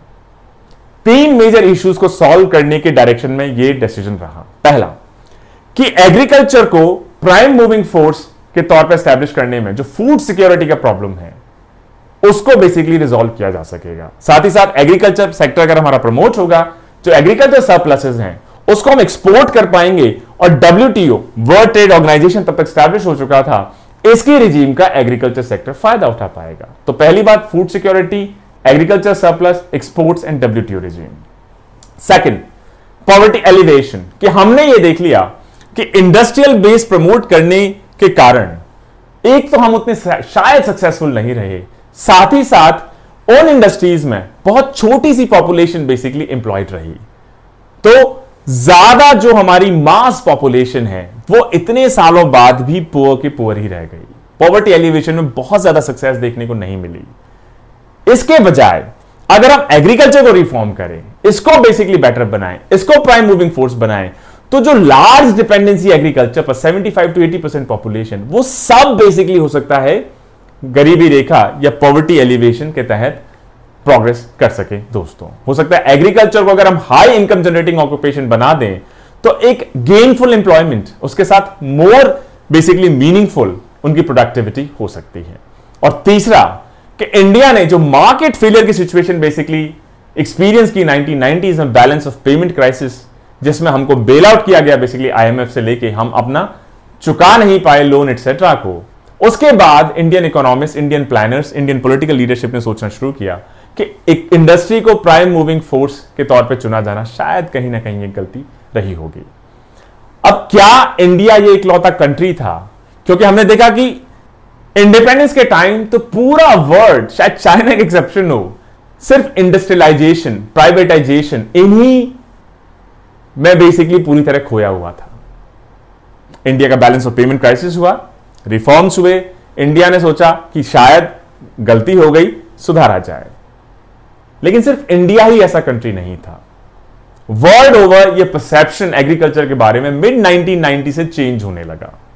इंटरनेशनल इंस्टीट्यूशंस हों या बाकी कई कंट्रीज के भी एक्सपीरियंसेस रहे हों, उन्होंने भी इस बात को समझाना शुरू किया कि एग्रीकल्चर बैकवर्डनेस नहीं है। इनफैक्ट एग्रीकल्चर को बेसिकली प्राइम मूविंग फोर्स के तौर पे चुनना, उसे सरप्लस जनरेट करना ताकि इंडस्ट्रियल बेस के लिए आपकी प्रॉपर प्री कंडीशनिंग हो सके, वो एक प्रूडेंट डिसीजन हो सकता है। 1990s में थॉट प्रोसेस वर्ल्ड ओवर धीरे धीरे ट्रैक्शन गेन करने लगी और इंडिया को लगभग 10 साल और लग गए ये डिसीजन लेने में कि अब हमें इंडस्ट्री के बजाय एग्रीकल्चर पे फॉल बैक करना होगा। दोस्तों, और फाइनली 10th 5-year प्लान 2002-2007 में agriculture became our prime moving force. अब इस बात को भी आप समझिए, अगर हम लेटेस्ट जीडीपी डेटा देख लें तो एग्रीकल्चर और अलाइड एक्टिविटीज अभी भी मेजर सोर्स ऑफ लाइवलीहुड है। रफली 48.7% हमारी पॉपुलेशन आज भी एग्रीकल्चर और अलाइड एक्टिविटीज में इन्वॉल्व है और रफली 16.5% हमारा कंट्रीब्यूशन जीडीपी को agriculture and basically allied activities से होता है। दोस्तों, जब इंडिया ने अपनी इकोनॉमिक रिफॉर्म्स की प्रोसेस को शुरू किया और वो बेसिकली रिफॉर्म सबसे पहले शुरू हुए इंडस्ट्रियल सेक्टर में, तो इस तरीके से जब कई बार इंडस्ट्रीज में रिफॉर्म हुआ तो हमको एक स्ट्रक्चर मिलने लगा कि किस तरीके से रिफॉर्म्स को इंडस्ट्रीज और बाकी बेसिकली सेक्टर्स में इंप्लीमेंट किया जाए। और उससे हमारी बेसिकली जो मंशा थी कि इंडस्ट्रीज के बजाय एग्रीकल्चर को प्राइम मूविंग फोर्स बनाया जाए, उसकी लिए थॉट प्रोसेस बेसिकली डेवलप होना शुरू हुआ। अब आप कहेंगे कि 2002 में डिसीजन लिया, इससे पहले क्या यह डिसीजन नहीं लिया जा सकता था? तो इसके भी कुछ फैक्टर्स थे शायद जिसकी वजह से थोड़ा सा डिले हो गया होगा डिसीजन। पहला तो एग्रीकल्चर शुरुआत से ही प्राइवेट सेक्टर के लिए ओपन था, तो गवर्नमेंट का भी यह मानना होगा कि अब इसमें और कैसे हम रिफॉर्म करें। हमें जरूरत है कॉर्पोरेट और कॉन्ट्रैक्ट फार्मिंग की बेसिकली इंट्रोडक्शन की, लेकिन उसको इंट्रोड्यूस करना, अब अभी आप देख लीजिए कि जब फार्म लॉज इंट्रोड्यूस किए जा रहे हैं, उसका आज की तारीख में जब इतना ऑपोजिशन है, तो उस वक्त बेसिकली कितना ऑपोजिशन हो सकता है दोस्तों। यह भी एक डिले का रीजन हो सकता है। दूसरा, लैक ऑफ अवेयरनेस कि जो हमारी फार्मिंग कम्युनिटी है, किस तरीके से मॉडर्नाइजेशन होना है, किस तरीके से रिफॉर्म्स होने, इसके बारे में शायद अवेयरनेस बेसिकली कम हो। और जो सबसे बड़ा मुझे लगता है रीजन रहा होगा, आज भी शायद हो सकता है वो कि उस वक्त बहुत बड़ी हमारी population, almost 75-80% of our population was dependent on agriculture and allied activities. तो आप अगर ऐसे सेक्टर को छेड़ेंगे, टिंकरिंग करेंगे जिसपे इतनी लार्ज पॉपुलेशन को इंपैक्ट होगा, तो और कहीं वो गलत डिसीजन चला गया, तो हो सकता है एक मेजर अपहीवल को एक्सपीरियंस करना पड़े पूरे कंट्री को। तो शायद ये 2-3 फैक्टर्स रहे होंगे कि 1990s में थॉट प्रोसेस डेवलप होने लगा कि एग्रीकल्चर प्राइम मूविंग फोर्स होना चाहिए, लेकिन उस डिसीजन तक आते आते उसको इफेक्टिवली इंप्लीमेंट करते करते 10th 5-year प्लान 2002 to 2007 में थोड़ा सा बेसिकली टाइम लग गया दोस्तों। अच्छा, क्या बेसिकली वो इंपॉर्टेंट चीजें हो सकती हैं, और फार्म सेक्टर को हम अगले चैप्टर्स में बहुत डिटेल में डिस्कस करेंगे, लेकिन क्विकली 2-3 पॉइंट्स डिस्कस कर लिए जाएं कि अगर फार्म सेक्टर में रिफॉर्म्स हमें करने हो, तो एक तो agriculture produce market committees APMC की जो मोनोपोली है, इसको खत्म करके एक नेशनल एग्री मार्केट बेसिकली लाया जाए। लेकिन पॉलिटिकल विल, पॉलिटिकल इंप्लीकेशंस उसके बड़े ही अनसेटलिंग हो सकते हैं। इस वजह से एपीएमसी रिफॉर्म्स भी काफी हद तक डिले हो गए। इसके अलावा कॉर्पोरेट इन्वेस्टमेंट फार्म सेक्टर में लाया जाए, लेकिन जो हमारा लैंड एक्विजिशन लॉ हो, या एक स्केप्टिज्म हो कि अगर प्राइवेट सेक्टर बेसिकली हमारे यहां आ गए तो कहीं ऐसा ना हो फार्मर्स को नुकसान हो जाए, इस वजह से भी हमारा जो एग्रीकल्चर रिफॉर्म्स था स्लो डाउन रहा। फिर लेबर रिफॉर्म्स हमेशा से बेसिकली कॉम्प्लेक्स रहे हैं। फार्म मैकेनाइजेशन आज भी हमारा मुझे लगता है 7 या 8% से ज्यादा नहीं है, क्योंकि ना ही तो इन्वेस्टमेंट है, प्लस हमारी लैंड होल्डिंग्स छोटी छोटी हैं। तो हमारे जो एवरेज बेसिकली फार्मर्स हैं, वो उस मैकेनाइजेशन को, इक्विपमेंट को अफोर्ड नहीं कर पाते। और रिसर्च एंड डेवलपमेंट भी काफी बेसिकली एग्रीकल्चर सेक्टर में लिमिटेड रहा है दोस्तों। इसके अलावा डाउनस्ट्रीम अपस्ट्रीम रिक्वायरमेंट्स भी, supply chain management agri goods में आप देखें तो अब थोड़ा डेवलप होना शुरू हुआ है, चाहे वो बात कर लें आप ट्रांसपोर्टेशन की, कोल्ड स्टोरेज की, एटसेट्रा एटसेट्रा, या फूड प्रोसेसिंग इंडस्ट्री की, लेकिन अभी तक ये ऑलमोस्ट नॉन एग्जिस्टेंट था। इसके अलावा अगर हम देखें कमोडिटी ट्रेडिंग या एग्री कमोडिटीज में किस तरीके से आप ट्रेड करें, आप अपनी बेटर प्राइस डिस्कवर सकें, ये भी काफी हद तक बेसिकली नॉन एग्जिस्टेंट रही हैं दोस्तों। लेकिन अब धीरे धीरे अवेयरनेस बढ़ रही है, गवर्नमेंट भी इस बात को समझ चुकी है कि हमें एग्रीकल्चर को रिफॉर्म करना ही होगा। जब डिसीजन ले ही लिया 2002 में, और उसके बाद जैसा ऑनरेबल प्राइम मिनिस्टर कई बार एम्फसाइज कर चुके हैं कि हमें फार्मर्स की इनकम को डबल करना होगा, उस डायरेक्शन में कदम आप और क्या उठाएंगे? जब तक एग्रीकल्चर को रिफॉर्म नहीं करेंगे, उसको मॉडर्नाइज नहीं करेंगे, उसको मैकेनाइज नहीं करेंगे, एग्री ट्रेडिंग आप नहीं करेंगे, एपीएम्स की मोनोपोली को आप नहीं हटाएंगे, और national agri market basically develop नहीं करेंगे, लेबर लॉस को आप सिंप्लीफाई नहीं करेंगे, मॉडर्न टेक्नोलॉजी को आप इन्फ्यूज नहीं करेंगे, बेटर प्राइस रियलाइजेशन के ऑल्टरनेटिव्स आप प्रोवाइड नहीं करेंगे, एग्रीकल्चर स्टैग्नेंट ही रह जाएगा दोस्तों। तो दोस्तों, ये रहा हमारा डिस्कशन हमारे पहले पोस्ट इंडिपेंडेंस पीरियड के डिसीजन पे कि हमारा प्राइम मूविंग फोर्स क्या होना चाहिए। ब्रिटिश के टाइम पे बहुत बुरी हालत रही इकोनॉमी की, उन सारी चीजों को देखते हुए, डिबेट के दोनों साइड को देखते हुए कि अगर एग्रीकल्चर को चूज करेंगे तो क्या फेवरेबल कंडीशंस है, क्या आउटकम हो सकता है, इंडस्ट्रीज को बेसिकली अगर हम चूज करेंगे प्राइम मूविंग फोर्स के तौर पे तो क्या फेवरेबल कंडीशंस है, क्या आउटकम हो सकता है। यह डिबेट हमने आपके सामने प्रेजेंट करने की कोशिश की है। अब हम मूव करते हैं हमारे सेकंड इंपॉर्टेंट डिसीजन कि चलिए, यह जो डिसाइड हो गया कि एग्रीकल्चर नहीं, इंडस्ट्रीज प्राइम मूविंग फोर्स होंगी, लेकिन इकोनॉमी हमारी कैसी होगी? प्लान्ड इकोनॉमी होगी, अनप्लान्ड इकोनॉमी होगी, सोशलिस्ट इकोनॉमी होगी, मिक्स्ड इकोनॉमी होगी, मार्केट इकोनॉमी होगी।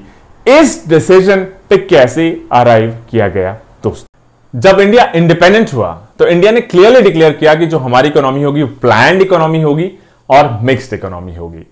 इंडिया को इस वजह से नेशनल प्लानिंग की बेसिकली जरूरत पड़ी, और ये नेशनल प्लानिंग इंडिया की पॉलिटिकल लीडरशिप के सामने बहुत नई नहीं थी, क्योंकि जैसा हमने डिस्कस किया कि 1938 में national planning committee already setup कर दी गई, जिसकी रिपोर्ट हमें कब मिली?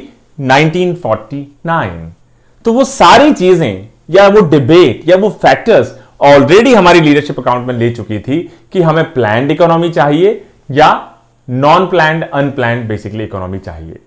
कुछ जो फैक्टर्स बेसिकली इस डिसीजन में रहे होंगे, एक तो जो हमारी रीजनल डिस्पैरिटीज हैं अलग अलग रिसोर्सेज की, उसके अलावा इंटर रीजनल डिस्पैरिटीज है, मतलब कुछ एरियाज में रिसोर्सेज हमारे कॉन्सेंट्रेटेड हैं। अगर आप छोटा नागपुर प्लेटो देख लें, आप बेसिकली झारखंड, छत्तीसगढ़, बिहार एरिया देख लें, वेस्ट बंगाल देख लें, तो हमारे आयरन इंडस्ट्रीज के लिए जो बेसिकली नेचुरल रिसोर्सेज चाहिए थे, कोल चाहिए, आयरन ओर चाहिए, वहां कॉन्सेंट्रेटेड है। इस तरीके से हाइडल पावर हमारी नॉर्थ में कॉन्सेंट्रेटेड है, कुछ हमारे रिसोर्सेज साउथ में कॉन्सेंट्रेटेड है, कुछ हमारे रिसोर्सेज ईस्ट में कॉन्सेंट्रेटेड हैं, और कुछ मिनरल्स एक्सेट्रा हमारे हो सकता है वेस्ट इंडिया में कॉन्सेंट्रेटेड हो। तो रीजनल डिस्पैरिटीज रही।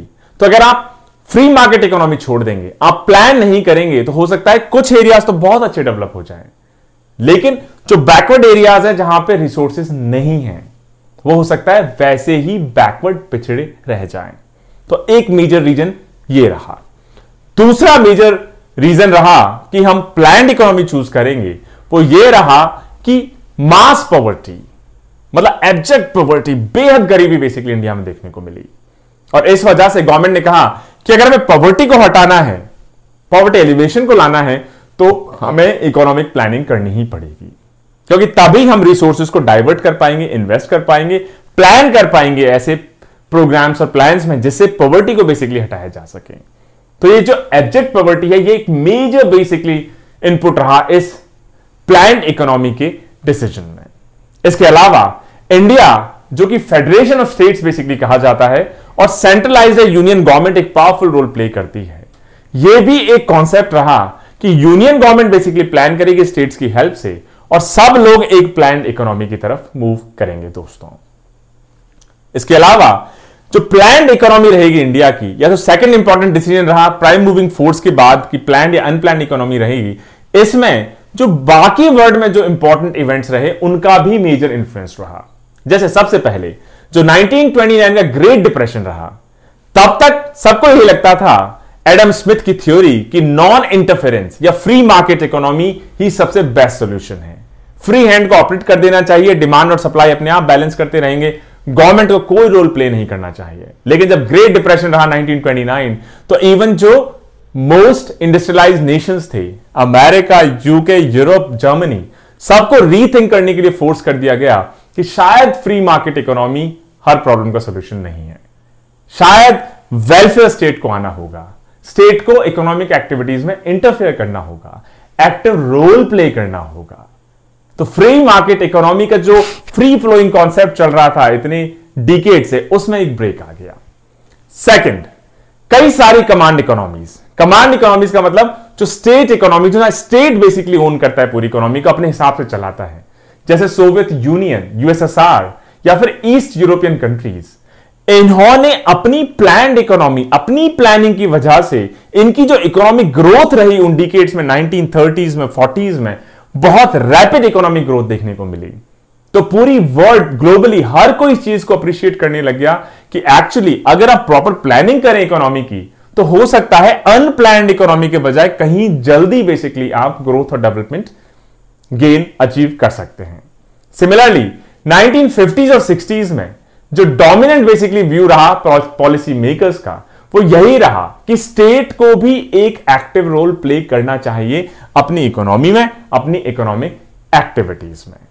और जो तीसरा इंपॉर्टेंट रहा, ग्रेट डिप्रेशन ने तो क्लियरली पूरी दुनिया को यह समझा दिया कि जो ये मार्केट फेलियर सिचुएशन है, जब markets, free markets basically fail हो जाते हैं, डिमांड एंड सप्लाई का फ्री फ्लोइंग जो कॉन्सेप्ट है, जो हमने लेक्चर नंबर 2 में देखा, फेल हो जाता है, और स्टेट्स को भी उसके साथ साथ बेसिकली अपना प्लानिंग, अपना एक एक्टिव रोल्स इंश्योर करना होगा। तो ये 3-4 फैक्टर्स ने बेसिकली हमारे जो पॉलिटिकल थिंकर्स रहे होंगे, इकोनॉमिक थिंकर्स रहे होंगे, प्लैनर्स रहे होंगे, इन्होंने इस बात को सोचने के लिए एनकरेज किया कि अनप्लैंड की बजाय स्टेट को प्लैंड इकोनॉमी की तरफ बेसिकली मूव करना चाहिए, क्योंकि इकोनॉमिक प्लानिंग हेल्प करेगी हमारे स्टेट्स की, हमारे सेंटर की, कि वो रिसोर्सेस को बेसिकली प्लान्ड तरीके से मोबिलाइज कर सके, एक वेल डिफाइंड टाइम फ्रेम में बेसिकली मोबिलाइज कर सके, इंटेंडेड सेक्शंस की तरफ या इंटेंडेड सेक्टर्स की तरफ या इंटेंडेड रीजन्स की तरफ बेसिकली मोबिलाइज कर सके, जिससे एक होलिस्टिक बेसिकली डेवलपमेंट अचीव किया जा सके। जो पॉलिटिकल लीडरशिप थी, उन्होंने बेसिकली डिसीजन लिया, एक बार जबकि प्लान्ड इकोनॉमी होगी इंडिया की, तो फिर क्वेश्चन आया कि इस प्लान्ड इकोनॉमी के लिए जो ऑर्गेनाइजेशन नेचर होगा इकोनॉमी का, वो कैसा होना चाहिए?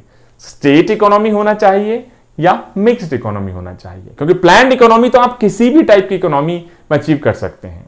अगर वो मार्केट इकोनॉमी है तो आप प्लान्ड इकोनॉमी नहीं कर सकते, क्योंकि आपने पूरी इकोनॉमी को मार्केट फोर्सेस, डिमांड और सप्लाई के हाथ में छोड़ रखा है।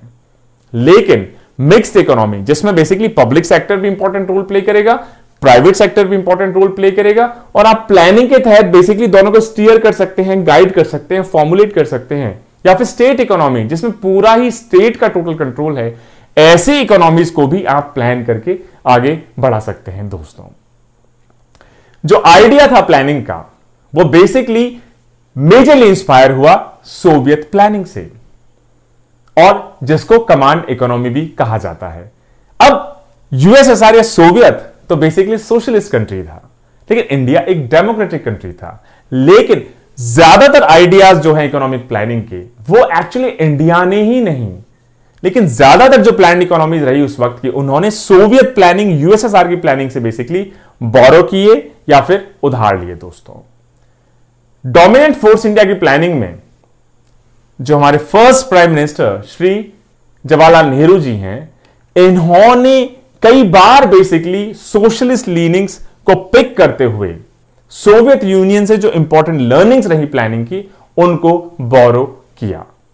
तो यह रहा एक एग्जाम्पल जिससे इंडिया की प्लानिंग इंफ्लुएंस हुई। लेकिन यह रहा कमांड इकोनॉमी का एग्जाम्पल, यह रहा सोशलिस्ट इकोनॉमी का एग्जाम्पल। लेकिन हम तो रहे डेमोक्रेटिक कंट्री, तो कौन सी वो डेमोक्रेसी रही जिसने भी डेमोक्रेसी होने के बावजूद भी, कमांड इकोनॉमी नहीं होने के बावजूद भी, स्टेट इकोनॉमी नहीं होने के बावजूद भी प्लान्ड इकोनॉमी को बेसिकली चूज किया? कौन सा वो कंट्री होगा दोस्तों? Take a guess. France. France basically capitalistic democratic system है,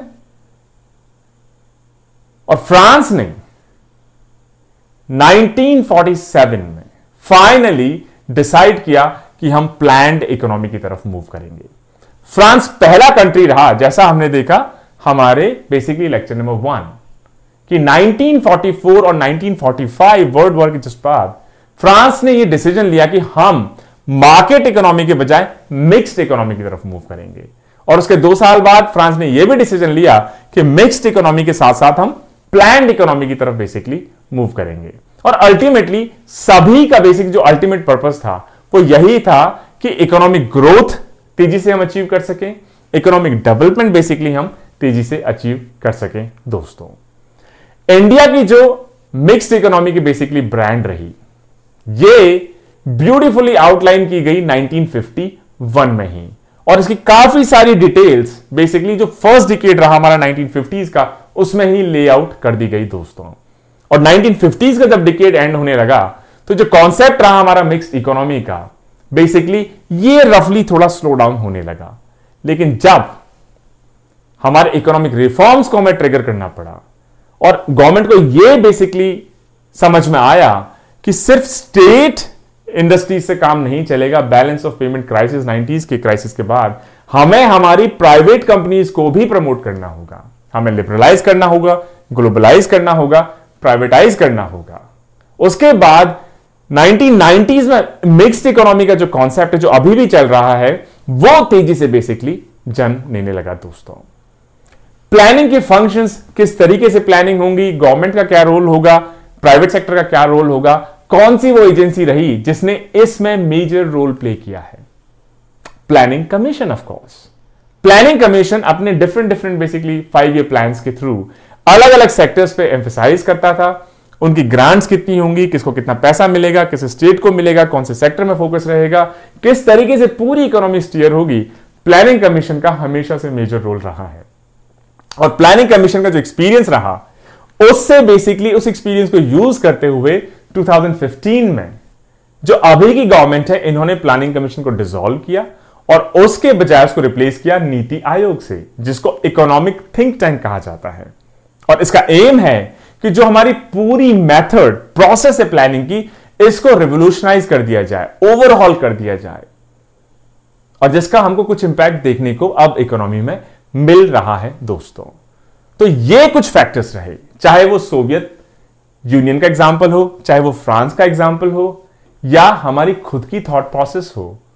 इन बेसिकली चीजों को देखते हुए और नेशनल प्लानिंग कमेटी 1938 के कॉन्स्टिट्यूशन को देखते हुए इंडिया ने डिसीजन लिया कि हम एक प्लान्ड इकोनॉमी की तरफ बढ़ेंगे, हम एक मिक्स्ड इकोनॉमी की तरफ बढ़ेंगे। तो 2 मेजर डिसीजंस हो गए। एग्रीकल्चर हमारा प्राइम मूविंग फोर्स नहीं होगा 2002 तक, 2002 के बाद एग्रीकल्चर हमारा प्राइम मूविंग फोर्स होगा। उसके अलावा प्लान्ड इकोनॉमी होगा और मिक्स्ड इकोनॉमी होगा। अब तीसरा मेजर फैक्टर कि हमारा जो पब्लिक सेक्टर होगा वो इंडियन इकोनॉमी में एक मेजर रोल प्ले करेगा। स्टेट को बहुत एक्टिव और डोमिनेंट रोल बेसिकली दिया जाएगा इकोनॉमी में। ये इंडिया जब इंडिपेंडेंट हुआ उससे पहले ही डिसीजन हो गया, और यह भी डिसीजन हो गया या सब लोगों ने एक्सेप्ट करना शुरू कर दिया कि पब्लिक सेक्टर अंडरटेकिंग्स या सरकारी कंपनियों को बेसिकली एक मेजर प्लेस दिया जाएगा इंडिया के इकोनॉमिक एक्टिविटीज में। बहुत क्रिटिसिज्म भी रहा इस डिसीजन का कि बहुत सारा हैवी इन्वेस्टमेंट हम लोगों ने पीएसयूज या पब्लिक सेक्टर अंडरटेकिंग्स में किया, बहुत सारे लॉस मेकिंग हो गए जिसको हमें बाद में डिसइन्वेस्ट करना पड़ा। लेकिन अगर आप सही में देखें तो कई सारे ऐसे फैक्टर्स रहे जिन्होंने इस डिसीजन पे अराइव होने में एड किया कि पब्लिक सेक्टर अंडरटेकिंग्स को एक मेजर रोल देना होगा हमें हमारी इकोनॉमिक एक्टिविटीज में। और पहला ऐसा फैक्टर रहा इंफ्रास्ट्रक्चरल नीड्स, कि हमारी इंफ्रास्ट्रक्चर की जो नीड्स हैं, जरूरतें हैं, चाहे वो एग्रेरियन हो, इंडस्ट्रियल हो, पोस्ट इंडस्ट्रियल हो, इसमें बेसिकली हमें इंफ्रास्ट्रक्चर जो चाहिए, चाहे वो पावर में हो, ट्रांसपोर्टेशन में हो, कम्युनिकेशन में हो, ये जब तक नहीं मिलेगा बाकी जो इंडस्ट्रीज है, चाहे वो एग्रीकल्चर इंडस्ट्री हो, बाकी इंडस्ट्रियल बेस हो, डिफेंस हो, एक्सेट्रा, वो डेवलप ही नहीं हो पाएगा। लेकिन ये हैवी इंडस्ट्रीज लगाने के लिए आपको हैवी इन्वेस्टमेंट चाहिए, डोमेस्टिक और फॉरेन करेंसीज दोनों में। आपको टेक्नोलॉजी चाहिए, आपको स्किल मैन पावर चाहिए, आपको एंटरप्रेन्योरशिप चाहिए। ये सारे फैक्टर्स अगर हम मान लीजिए प्राइवेट सेक्टर को दे भी दें, आप कहें पब्लिक सेक्टर अंडरटेकिंग ही क्यों, इसको तो ओपन मार्केट भी कर सकता था, प्राइवेट कंपनीज भी कर सकती थी, हमारे इंडस्ट्रियल हाउसेस भी कर सकते थे। लेकिन आप मान लीजिए ऐसा इंफ्रास्ट्रक्चर बना दें, इसके लिए मार्केट कहां से लाएंगे? क्योंकि जिस हैवी इन्वेस्टमेंट, जिस बोरोइंग, जिस हाई टेक्नोलॉजी के साथ ये इंडस्ट्रीज लगेंगी, फाइनल उसका जो प्रोडक्ट निकल के आएगा उसकी प्राइस इतनी ज्यादा होगी कि इंडिया का जो एवरेज कंज्यूमर है इसको अफोर्ड ही नहीं कर पाएगा, जब तक कि गवर्नमेंट सब्सिडी बेसिकली ना दे या उनकी फ्री सप्लाई ना दे। और अगर गवर्नमेंट सब्सिडी देगी या फ्री सप्लाई देगी तो प्राइवेट सेक्टर उसमें इंटरेस्टेड नहीं होगा, क्योंकि उनको फिर इसमें प्रॉफिट कमाने को नहीं मिलेगा। इसका मतलब हमारी जो इंफ्रास्ट्रक्चर की सिचुएशन थी, नॉन एग्जिस्टेंट इंफ्रास्ट्रक्चर, उसको बिल्ड करने के लिए हमें जो इंडस्ट्रियल बेस चाहिए था, उसमें प्राइवेट सेक्टर शायद उस वक्त केपेबल ना हो, इंटरेस्टेड ना हो। और इस वजह से गवर्नमेंट को लगा कि हमें इंडस्ट्रियल बेस तो डेवलप करना ही है, हमारी एग्रीकल्चर को मॉडर्नाइज करने के लिए, हमारी इंडस्ट्रीज को मॉडर्नाइज करने के लिए, इंफ्रास्ट्रक्चर डेवलप करने के लिए, तो गवर्नमेंट को ही बेसिकली इंटरेस्ट लेना होगा अपनी बेसिकली खुद की इंडस्ट्रीज सेटअप करके, जिनको नाम दिया गया पब्लिक सेक्टर अंडरटेकिंग। क्योंकि जब तक ये कोर इंडस्ट्री सेटअप नहीं हो जाएंगी, तब तक जो बाकी इंडस्ट्रीज का इनपुट होगा वो जनरेट नहीं हो पाएगा, हम फॉरेनर्स पे डिपेंडेंट रहेंगे। तो ये कड़वी गोली गवर्नमेंट ने खुद ने खाने का डिसाइड किया कि इंफ्रास्ट्रक्चर सेक्टर में, चाहे वो पावर हो, रेलवेज हो, एविएशन हो, टेलीकम्युनिकेशन हो, इन सब में गवर्नमेंट को इंफ्रास्ट्रक्चर सेक्टर को डेवलप करने के लिए पब्लिक सेक्टर अंडरटेकिंग्स को एस्टैब्लिश करना ही होगा। पहला मेजर रीजन। दूसरा रीजन इंडस्ट्रियल नीड्स के लिए, क्योंकि इंडिया ने चूज किया कि हमारा prime moving force industrial sector होगा।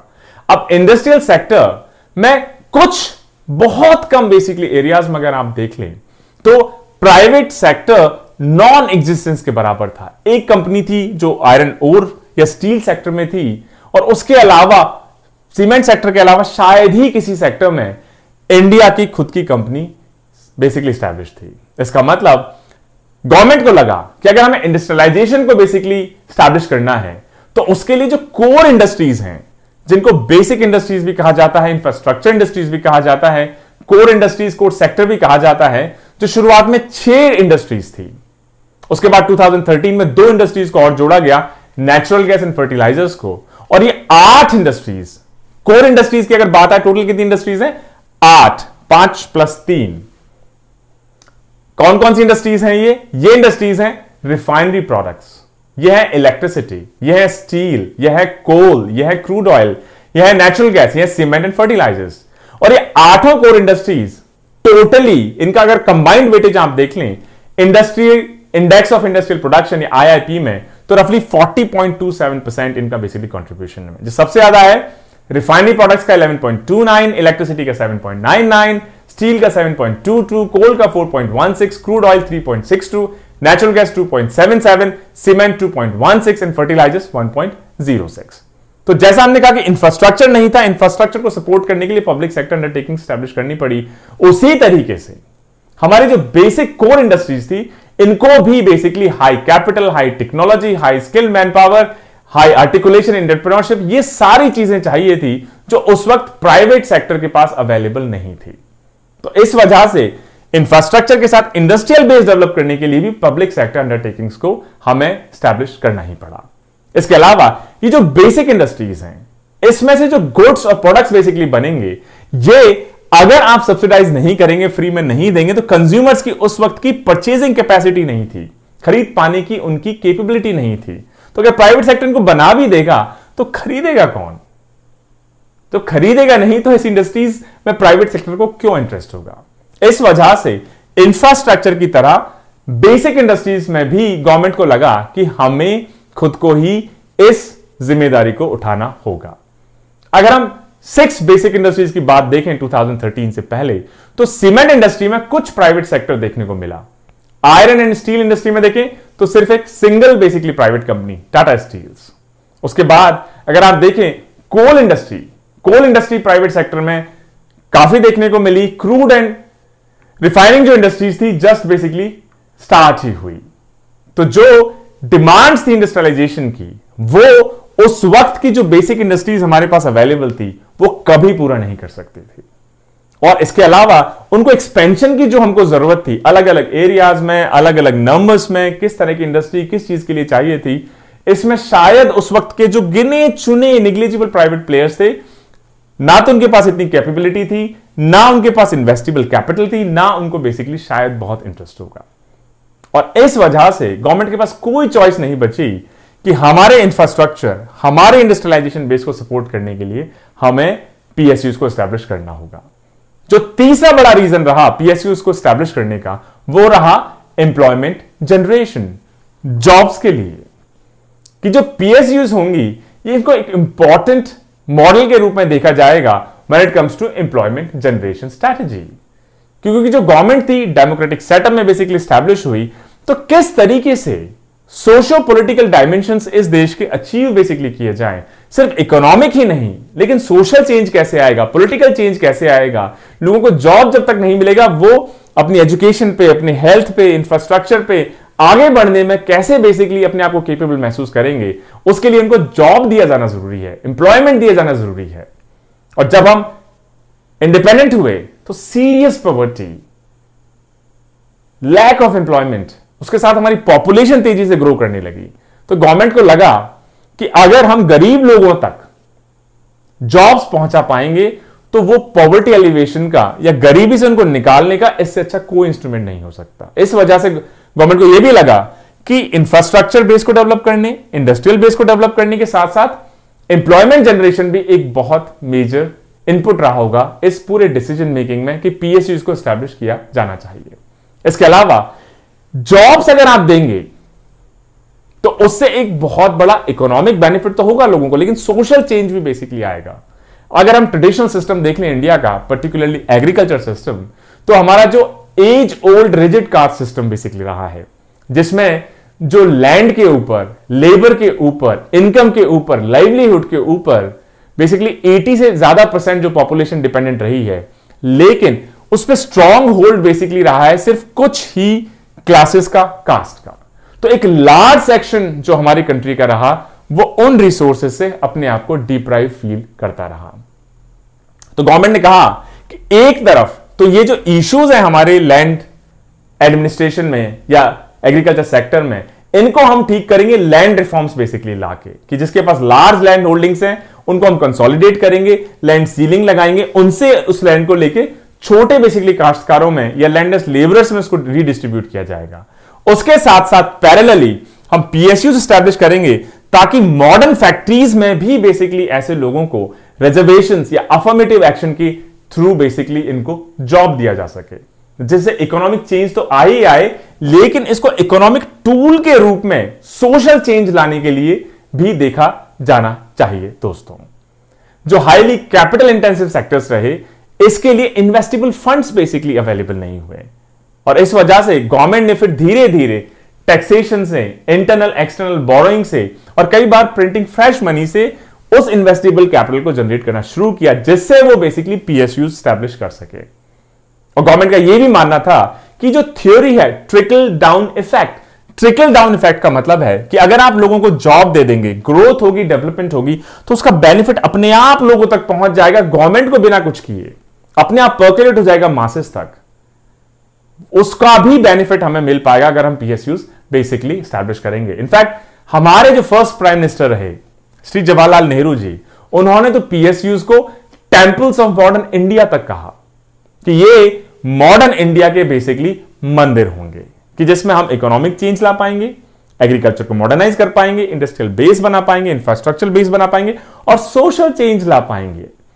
जो हजारों सालों से हमारा रिजिड कास्ट सिस्टम चल रहा है, क्लास सिस्टम चल रहा है, उसको भी वाटर डाउन किया जा सकेगा इन मॉडर्न फैसिलिटीज या मॉडर्न फैक्ट्रीज में एम्प्लॉयमेंट के थ्रू। दोस्तों, लेकिन एक बेसिकली गलती या इसका डाउन साइड रहा कि गवर्नमेंट ने बहुत सारे पीएसयूज क्रिएट किए इन कंपल्शंस के थ्रू, लेकिन उसका फिजिकल रिपरकशन या उसका रिजल्ट क्या होगा, इसके बारे में शायद उस वक्त ज्यादा ना सोचा हो। उस वक्त गवर्नमेंट का फोकस था कि पॉवर्टी एलिवेशन, इंडस्ट्रियल बेस बनाना, एग्रीकल्चर को मॉडर्नाइज करना, इसके अलावा सोशल चेंज लाना।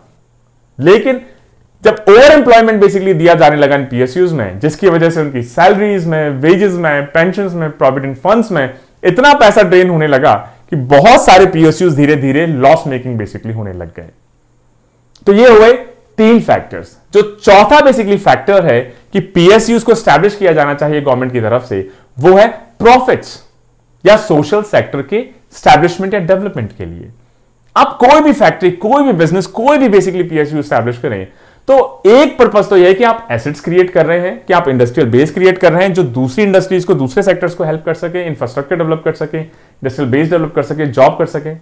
इसके अलावा कहीं ना कहीं यह भी होता है कि अगर ये पब्लिक सेक्टर अंडरटेकिंग्स प्रॉफिट कमाएंगी, कोई भी बिजनेस प्रॉफिट कमाना ही अल्टीमेट उसका ऑब्जेक्टिव होता है सोशल रिस्पॉन्सिबिलिटीज के साथ, तो उन प्रॉफिट्स और डिविडेंड्स जो जनरेट होगा वो बेसिकली गवर्नमेंट को डिस्पोजेबल इनकम की तरह मिलेगी, और इस प्रॉफिट्स और डिविडेंड्स और डिस्पोजेबल इनकम को गवर्नमेंट फिर अपनी पॉलिसी के थ्रू, कॉन्शियस पॉलिसी के थ्रू स्पेंड कर पाएगी अलग अलग सेक्टर्स में, सोशल गुड्स में, पब्लिक गुड्स में। और इस तरीके से गवर्नमेंट ने स्टैब्लिश किया पीएसयूज के थ्रू सोशल सेक्टर। अच्छा, सोशल गुड्स क्या होते हैं?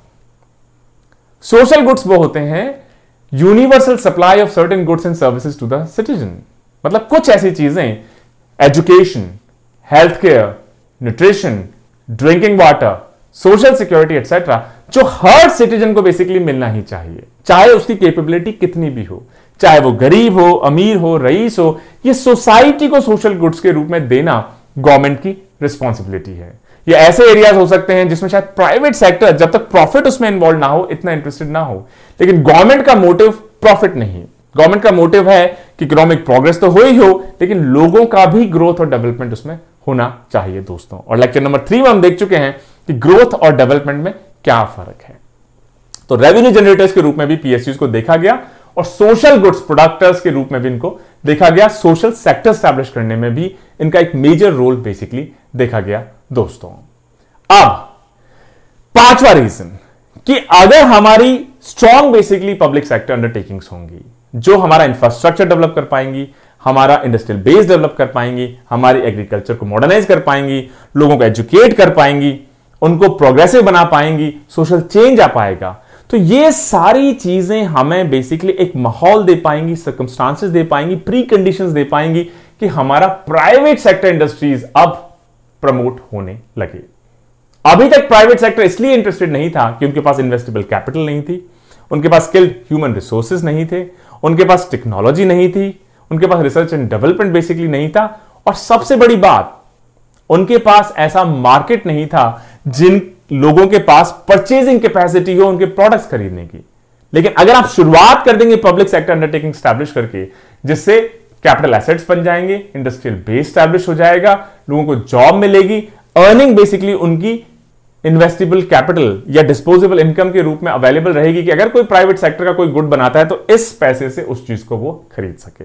यह एक बहुत फार साइटेड थॉट प्रोसेस थी कि अगर प्राइवेट सेक्टर भी हमें इंडिया में डेवलप करना है तो पहले पब्लिक सेक्टर से ही शुरुआत उसकी करनी पड़ेगी, ताकि वो सब चीजें पब्लिक सेक्टर अवेलेबल करवा पाए जो प्राइवेट सेक्टर को स्टैब्लिश और प्राइवेट सेक्टर को फ्लरिश और प्राइवेट सेक्टर को सक्सेसफुल होने के लिए चाहिए दोस्तों।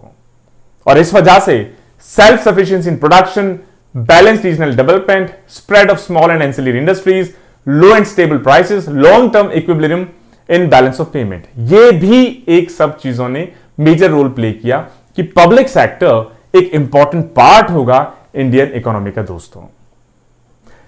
पब्लिक सेक्टर बेसिकली स्टैब्लिश हुआ और 1980s और 1990s में धीरे धीरे पूरे वर्ल्ड में, जिसमें IMF और वर्ल्ड बैंक भी इंक्लूडेड हैं, ये बेसिकली कंसेंसस बनने लगा कि पब्लिक सेक्टर स्टैब्लिश करने के बहुत सारे एम्स हैं, लेकिन रशिया से लेके ईस्टर्न यूरोप से लेके चाइना से लेके इंडिया से लेके ये बहुत एफिशिएंट नहीं देखे गए, बहुत इनएफिशिएंट और अंडर परफॉर्मिंग बेसिकली इनको देखा गया। और जो आइडिया था वॉशिंगटन कंसेंसस का, उन्होंने बेसिकली कहा कि आप अब इनको प्राइवेटाइज करिए, क्योंकि आपने स्टैब्लिश किया, उनको बहुत सारे रीजंस थे, हो सकता है इतने साल में आपने उनमें से कई ऑब्जेक्टिव्स ऑलरेडी अचीव कर लिए हों, आपका प्राइवेट सेक्टर अब एस्टैब्लिश होने लग गया हो, तो आप सिर्फ उन्हीं सेक्टर्स में पब्लिक सेक्टर्स को रखिए जहां पर प्राइवेट सेक्टर्स या तो एग्जिस्ट नहीं करते हैं या अभी इंटरेस्टेड नहीं है, वीक है।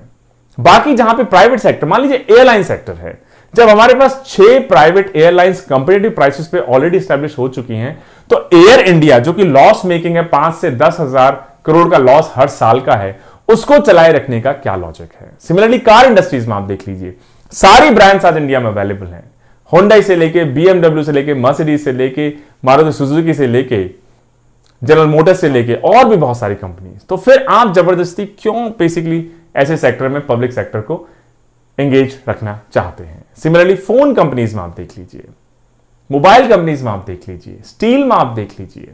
तो यह कॉन्सेप्ट आया निकल के 1980s और 1990s में, और तब यह कहा जाने लगा कि अब आप प्राइवेटाइजेशन और डिसइन्वेस्टमेंट की प्रोसेस को शुरू करिए। तो अभी तक हमने देखा कि क्या वो मेजर 5 रीजंस रहे होंगे कि पब्लिक सेक्टर को एस्टैब्लिश करना इंडिया में इतना जरूरी रहा, इतना इंपॉर्टेंट रहा। और फिर 1990s में ये थॉट प्रोसेस स्टार्ट होने लगी कि जो इनकी अंडर परफॉर्मेंस है, इनकी इनएफिशिएंसी है, ये प्राइवेट कंपनीज बेसिकली दूर करती हैं, तो अब इनको लॉस मेकिंग में चलाए रखने का कोई सेंस नहीं है।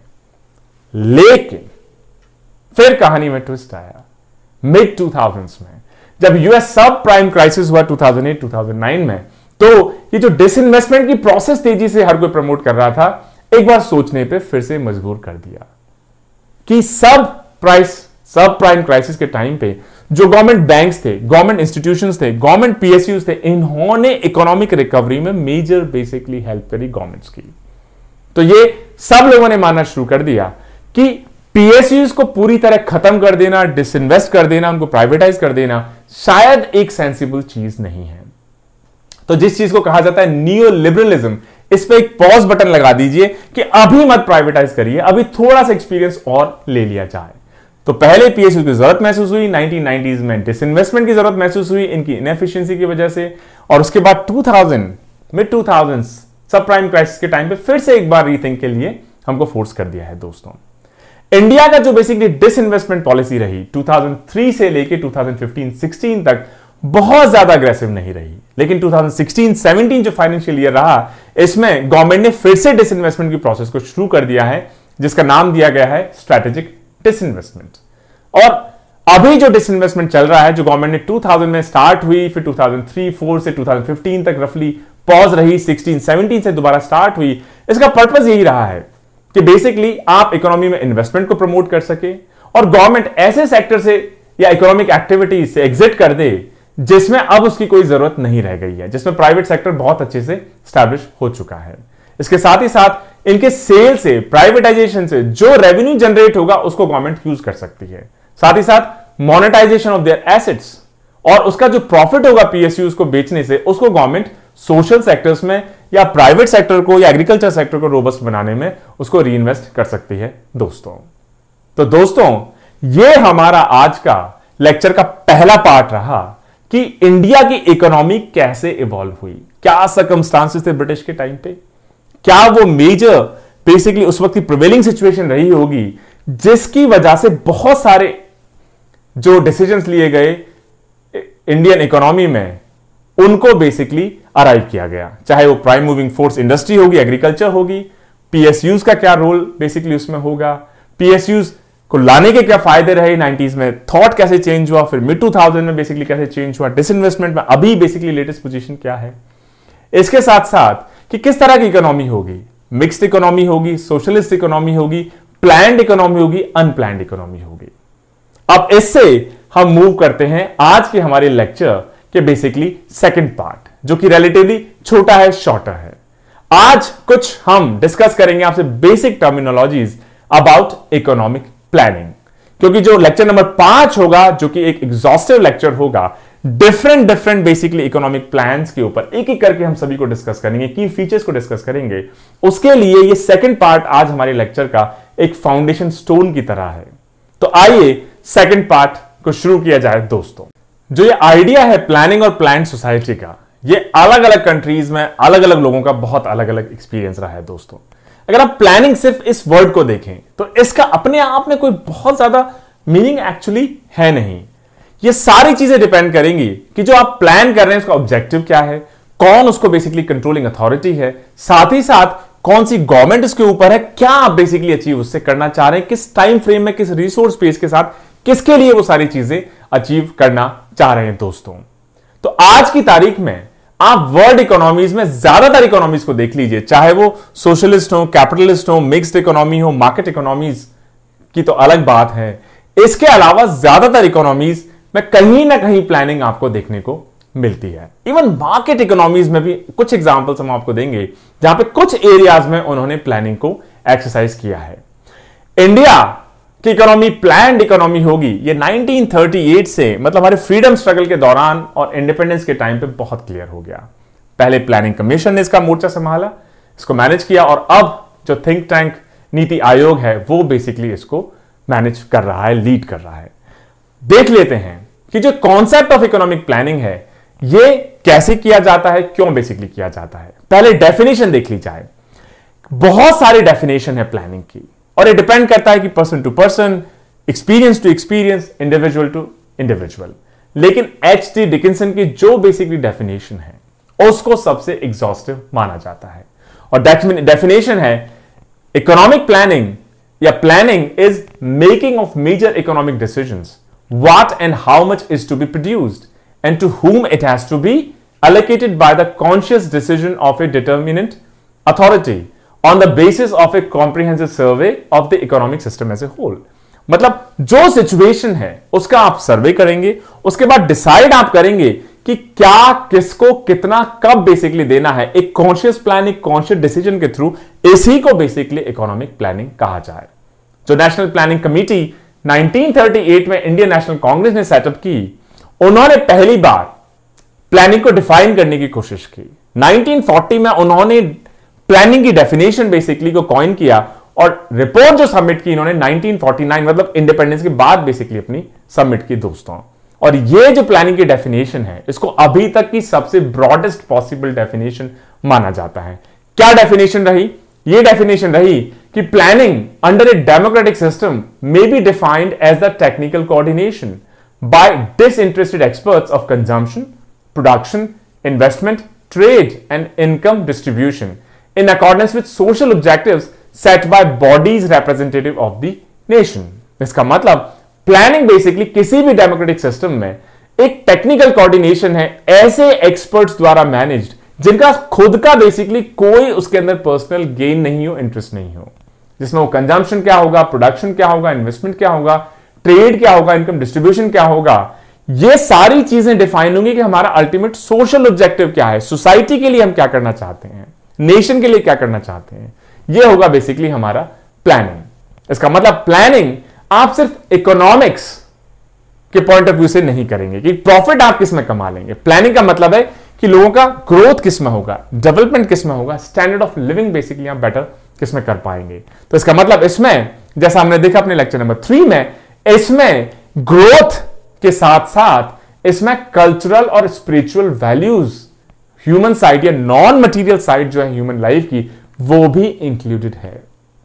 और 1930s में ऑलमोस्ट पॉलिटिकल कंसेंसस बन गया कि जैसे ही इंडिया इंडिपेंडेंट होगा इमीडिएटली हम अपनी इकोनॉमी को प्लान इकोनॉमी के रूप में डेवलप करेंगे। और इसीलिए 1950s में प्लानिंग कमीशन ऑफ इंडिया को बेसिकली स्टैब्लिश किया गया। पोस्ट वार पीरियड में जो नई नई कंट्रीज इंडिपेंडेंट हुई इंडिया की तरह, उन्होंने भी प्लानिंग के साथ काफी बेसिकली एक्सपेरिमेंट किया दोस्तों। लेकिन मोटी मोटी बात यह है कि कोई भी इकोनॉमिक प्लान हो वो इस बात पे डिपेंड करता है कि आपके जो डेलिबरेट इकोनॉमिक डिसीजंस हैं वो किस पीरियड के दौरान आप बना रहे हैं, रिसोर्स बेस आप क्या यूज कर रहे हैं, आपका ऑब्जेक्टिव क्या है, कौन से टारगेट्स, सेक्टर्स या लोगों को बेसिकली आप टारगेट कर रहे हैं। वो इनकम के रूप में हो सकता है, कंजम्पशन के रूप में हो सकता है, एम्प्लॉयमेंट के रूप में हो सकता है, savings, investment, exports and imports के रूप में हो सकता है दोस्तों। अच्छा, कोई भी इकोनॉमिक प्लान हो, किस टाइप के इकोनॉमिक प्लान हो सकते हैं? एक इकोनॉमिक प्लान हो सकता है कॉम्प्रिहेंसिव इकोनॉमिक प्लान या फिर पार्शियल इकोनॉमिक प्लान। जो कॉम्प्रिहेंसिव इकोनॉमिक प्लान है ये टारगेट करता है जितने भी मेजर एस्पेक्ट्स हैं इकोनॉमी के। वहीं पे पार्शियल इकोनॉमिक प्लान सिर्फ कुछ पार्ट ऑफ द इकोनॉमी, मान लीजिए एग्रीकल्चर के लिए आपने कोई इकोनॉमिक प्लान बना लिया तो इसको पार्शियल इकोनॉमिक प्लान माना जाएगा। पूरी इकोनॉमी के लिए आपने बना लिया मान लीजिए 5 ईयर प्लान, तो कॉम्प्रिहेंसिव इकोनॉमिक प्लान हो गया। मान लीजिए इंडस्ट्री के लिए, पब्लिक सेक्टर के लिए आपने प्लान बना लिया तो उसको पार्शियल इकोनॉमिक प्लान कहा जाएगा दोस्तों। इसका मतलब अगर आप ब्रॉडली देख ले तो जो प्लानिंग प्रोसेस है ये एक एक्सरसाइज है जिसमें गवर्नमेंट पहले क्या चूज करेगा, प्रॉफिट चूज करेगा कि मुझे कितना प्रॉफिट कमाना है, नहीं। पहले गवर्नमेंट चूज करेंगे कि इसमें मेरे सोशल ऑब्जेक्टिव्स क्या है, कि मुझे पॉवर्टी एलिवेशन करना है, इंडस्ट्रियल बेस को बढ़ाना है, एग्रीकल्चर बेटर करना है, इंफ्रास्ट्रक्चर डेवलप करना है, स्कूल्स को प्रमोट करना है, हेल्थ केयर को प्रमोट करना है, एक्सपोर्ट्स को प्रमोट करना है। तो गवर्नमेंट सबसे पहले सोशल ऑब्जेक्टिव सेट करेगी, उसके बाद टारगेट सेट करेगी कि मुझे 5 साल में इस इंडिकेटर पे इतना बेसिकली इकोनॉमिक टारगेट को अचीव करना है। और उसके बाद एक फ्रेमवर्क बनाएगी कि ये मेरा सोशल ऑब्जेक्टिव है, ये मेरा टारगेट है, अब इसको अचीव मैं कैसे करूं, उसका एक प्रॉपर डिटेल्ड बेसिकली प्लान बनाया जाए। उसके बाद उसका इंप्लीमेंटेशन प्लान बनेगा, उसके बाद उसका कोऑर्डिनेशन, मॉनिटरिंग और फॉलोअप बेसिकली डेवलपमेंट प्लान भी गवर्नमेंट के थ्रू बनाया जाएगा दोस्तों। एक इंपॉर्टेंट चीज है कि जनरली आप क्या होता है, कोई भी जनरली आप कॉन्सेप्ट देखेंगे तो पहले आप क्या करते हैं, उसको थ्योरी में बेसिकली थ्योराइज करते हैं और उसके बाद उसको आप इंप्लीमेंट करना शुरू करते हैं। लेकिन प्लानिंग एक ऐसा कॉन्सेप्ट है जो एक्चुअली पहले प्रैक्टिस में, उसके बाद उस प्रैक्टिस का जो एक्सपीरियंस अलग अलग लोगों को, इकोनॉमिस्ट को, कंट्रीज को रहा, उसके बेसिस पे प्लानिंग की अलग अलग थ्योरीज को बेसिकली बनाया गया। और इस वजह से जो प्लानिंग है, इसका फॉर्म, इसका नेचर, इसकी डेफिनेशन, इसके experiences country to country, time to time basically change होते गए हैं। लेकिन कुछ कॉमन एलिमेंट्स हैं, जैसे planning is a process. Planning basically process. Planning क्या है?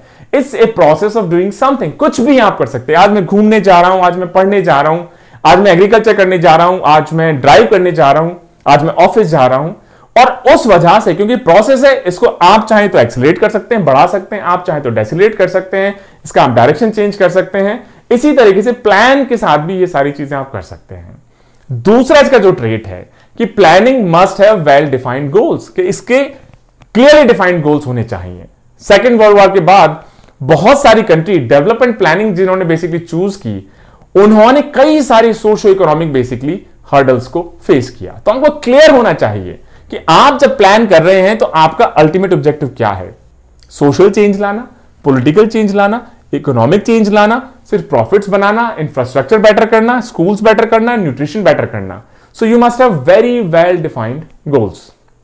इसके अलावा optimum utilization of the available resources का थर्ड ट्रेड है।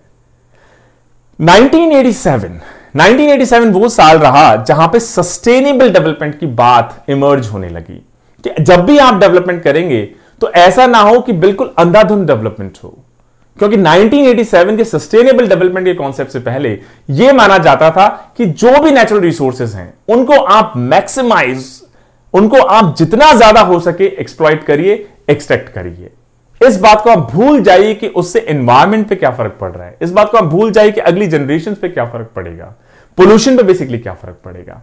लेकिन जब 1987 में कॉन्सेप्ट आ गया सस्टेनेबिलिटी का, तो ये जो कॉन्सेप्ट हुआ कि मैक्सिमाइज का कॉन्सेप्ट अब हो गया पॉसिबल बेस्ट या ऑप्टिमाइज। मतलब आप बेसिकली किसी भी प्लानिंग प्रोसेस में जब इस चीज पे ध्यान देंगे कि मुझे अपने नेचुरल रिसोर्सेज को या अपने इंडस्ट्रियल बेस को या अपनी इकोनॉमिक एक्टिविटीज को ऐसा कैरी आउट करना है कि वो सस्टेनेबल हो, उनको ऑप्टिमम यूटिलाइजेशन करना है, ना कि मैक्सिमम यूटिलाइजेशन। तो एक, प्लानिंग इज ए प्रोसेस, दूसरा planning must have well defined goals, and तीसरा optimum utilization of the available resources. दोस्तों, अब रिसोर्सेज आपके इंडिजीनियस हो सकते हैं, मतलब आपके कंट्री में हो सकते हैं, रिसोर्सेज आपके एक्सोजेनस भी हो सकते हैं, मतलब हो सकता है आप इंपोर्ट कर ले।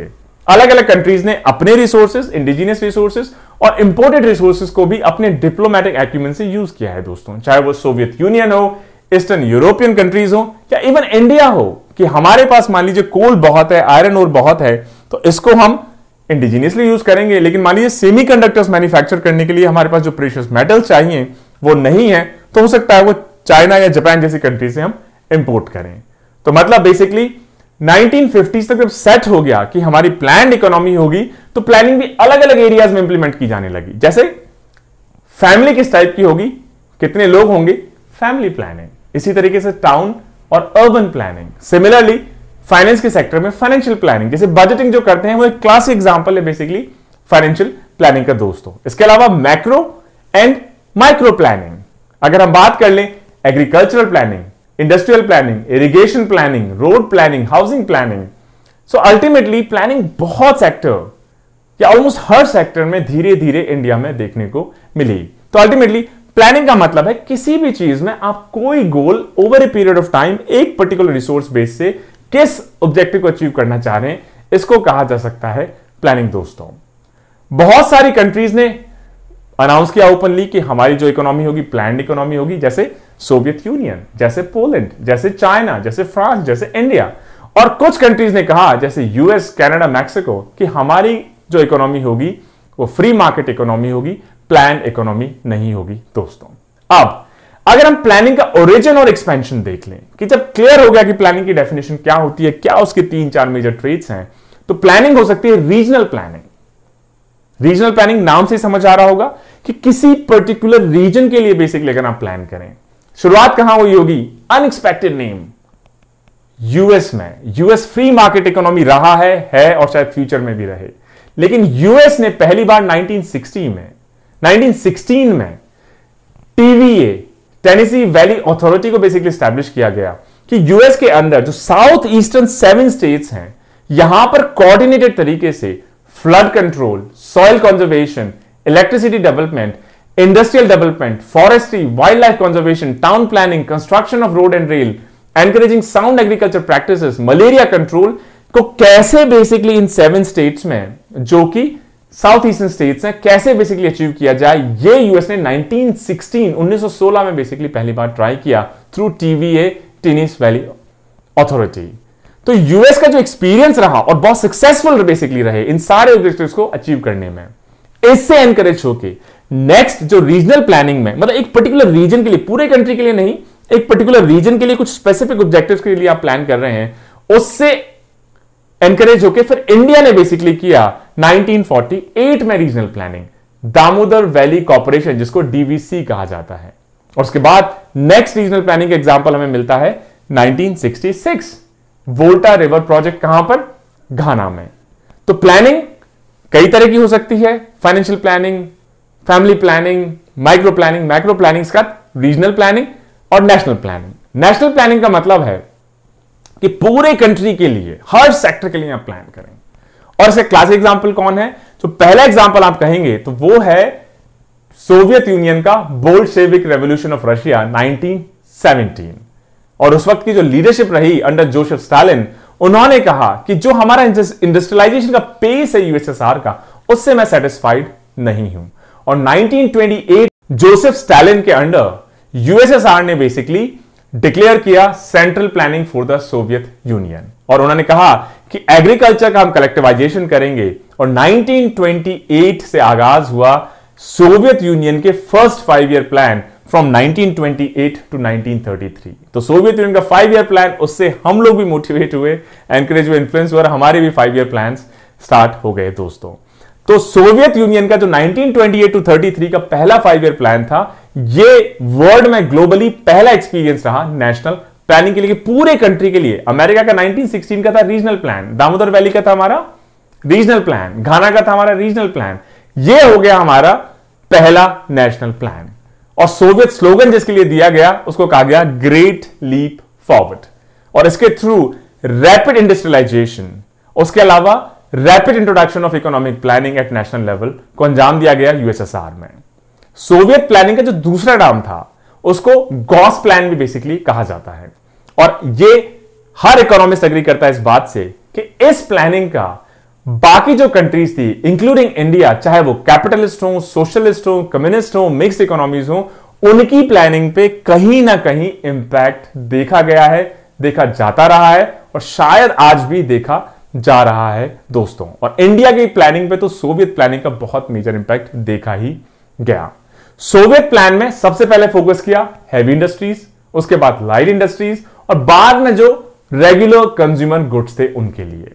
और इसी प्रायोरिटी को इंडियन जो प्लानिंग प्रोसेस है उसने भी कैरी किया कि पहले हम हैवी इंडस्ट्रीज पे फोकस करेंगे, फिर हम लाइट इंडस्ट्रीज पे फोकस करेंगे और लास्ट में जो कंज्यूमर गुड्स हैं, कंज्यूमर ड्यूरेबल्स हैं, उन पे बेसिकली फोकस किया जाएगा दोस्तों। ये जो Soviet model of economic planning थी, ये फिर धीरे धीरे वहां से कहां पहुंची? ईस्टर्न यूरोपियन कंट्रीज, खासतौर से वर्ल्ड वॉर 2 के बाद। और वहां से पहुंची जब 1949 का चाइनीज रेवोल्यूशन हुआ चाइना में बेसिकली। और चाइना ने इसको बहुत रिलीजियसली उसके बाद फॉलो किया दोस्तों। डेमोक्रेटिक कंट्रीज में कौन सा वो कंट्रीज था या कौन सा वो कंट्री था जिसने इकोनॉमिक प्लानिंग को अंजाम दिया? अभी हमने डिस्कशन किया उसके बारे में। अर्ली 1940s, पर्टिकुलरली 44-45 में फ्रांस ने नेशनल प्लानिंग को बेसिकली अडॉप्ट किया। और फ्रांस ने कैपिटलिस्ट इकोनॉमी होने के बावजूद भी पहले तो मिक्स्ड इकोनॉमी को अडॉप्ट किया और उसके बाद non centralized political system, democracy होने के बावजूद भी economic planning at national level with a mixed economy को बेसिकली फ्रांस ने अडॉप्ट किया दोस्तों। तो दोस्तों, आज का ये लेक्चर, चाहे वो इवोल्यूशन ऑफ इंडियन इकोनॉमी हो या प्लानिंग कि क्या बेसिक कॉन्सेप्ट्स हैं, डेफिनेशंस हैं, एग्जांपल्स हैं, कैसे शुरुआत हुई रीजनल प्लानिंग, नेशनल प्लानिंग, उसके बाद micro planning, macro planning etcetera के बारे में आपको पसंद आया होगा। जो नेक्स्ट हमारा लेक्चर होगा, जो एलैबोरेट लेक्चर होगा, सारे बेसिकली 5 ईयर प्लान्स को हम डिस्कस करेंगे, उसके की फीचर्स को डिस्कस करेंगे, क्या उसके अपसाइड्स रहे, डाउनसाइड्स रहे, ऑब्जेक्टिव्स रहे, क्या उससे हमने सीखा, इसके बारे में आपको लेक्चर नंबर 5 में बताएंगे। तो दोस्तों, मुझे उम्मीद है आज का लेक्चर नंबर 4 आपको पसंद आया होगा। Stay tuned for our next set of videos. Until then, जय हिंद, जय भारत।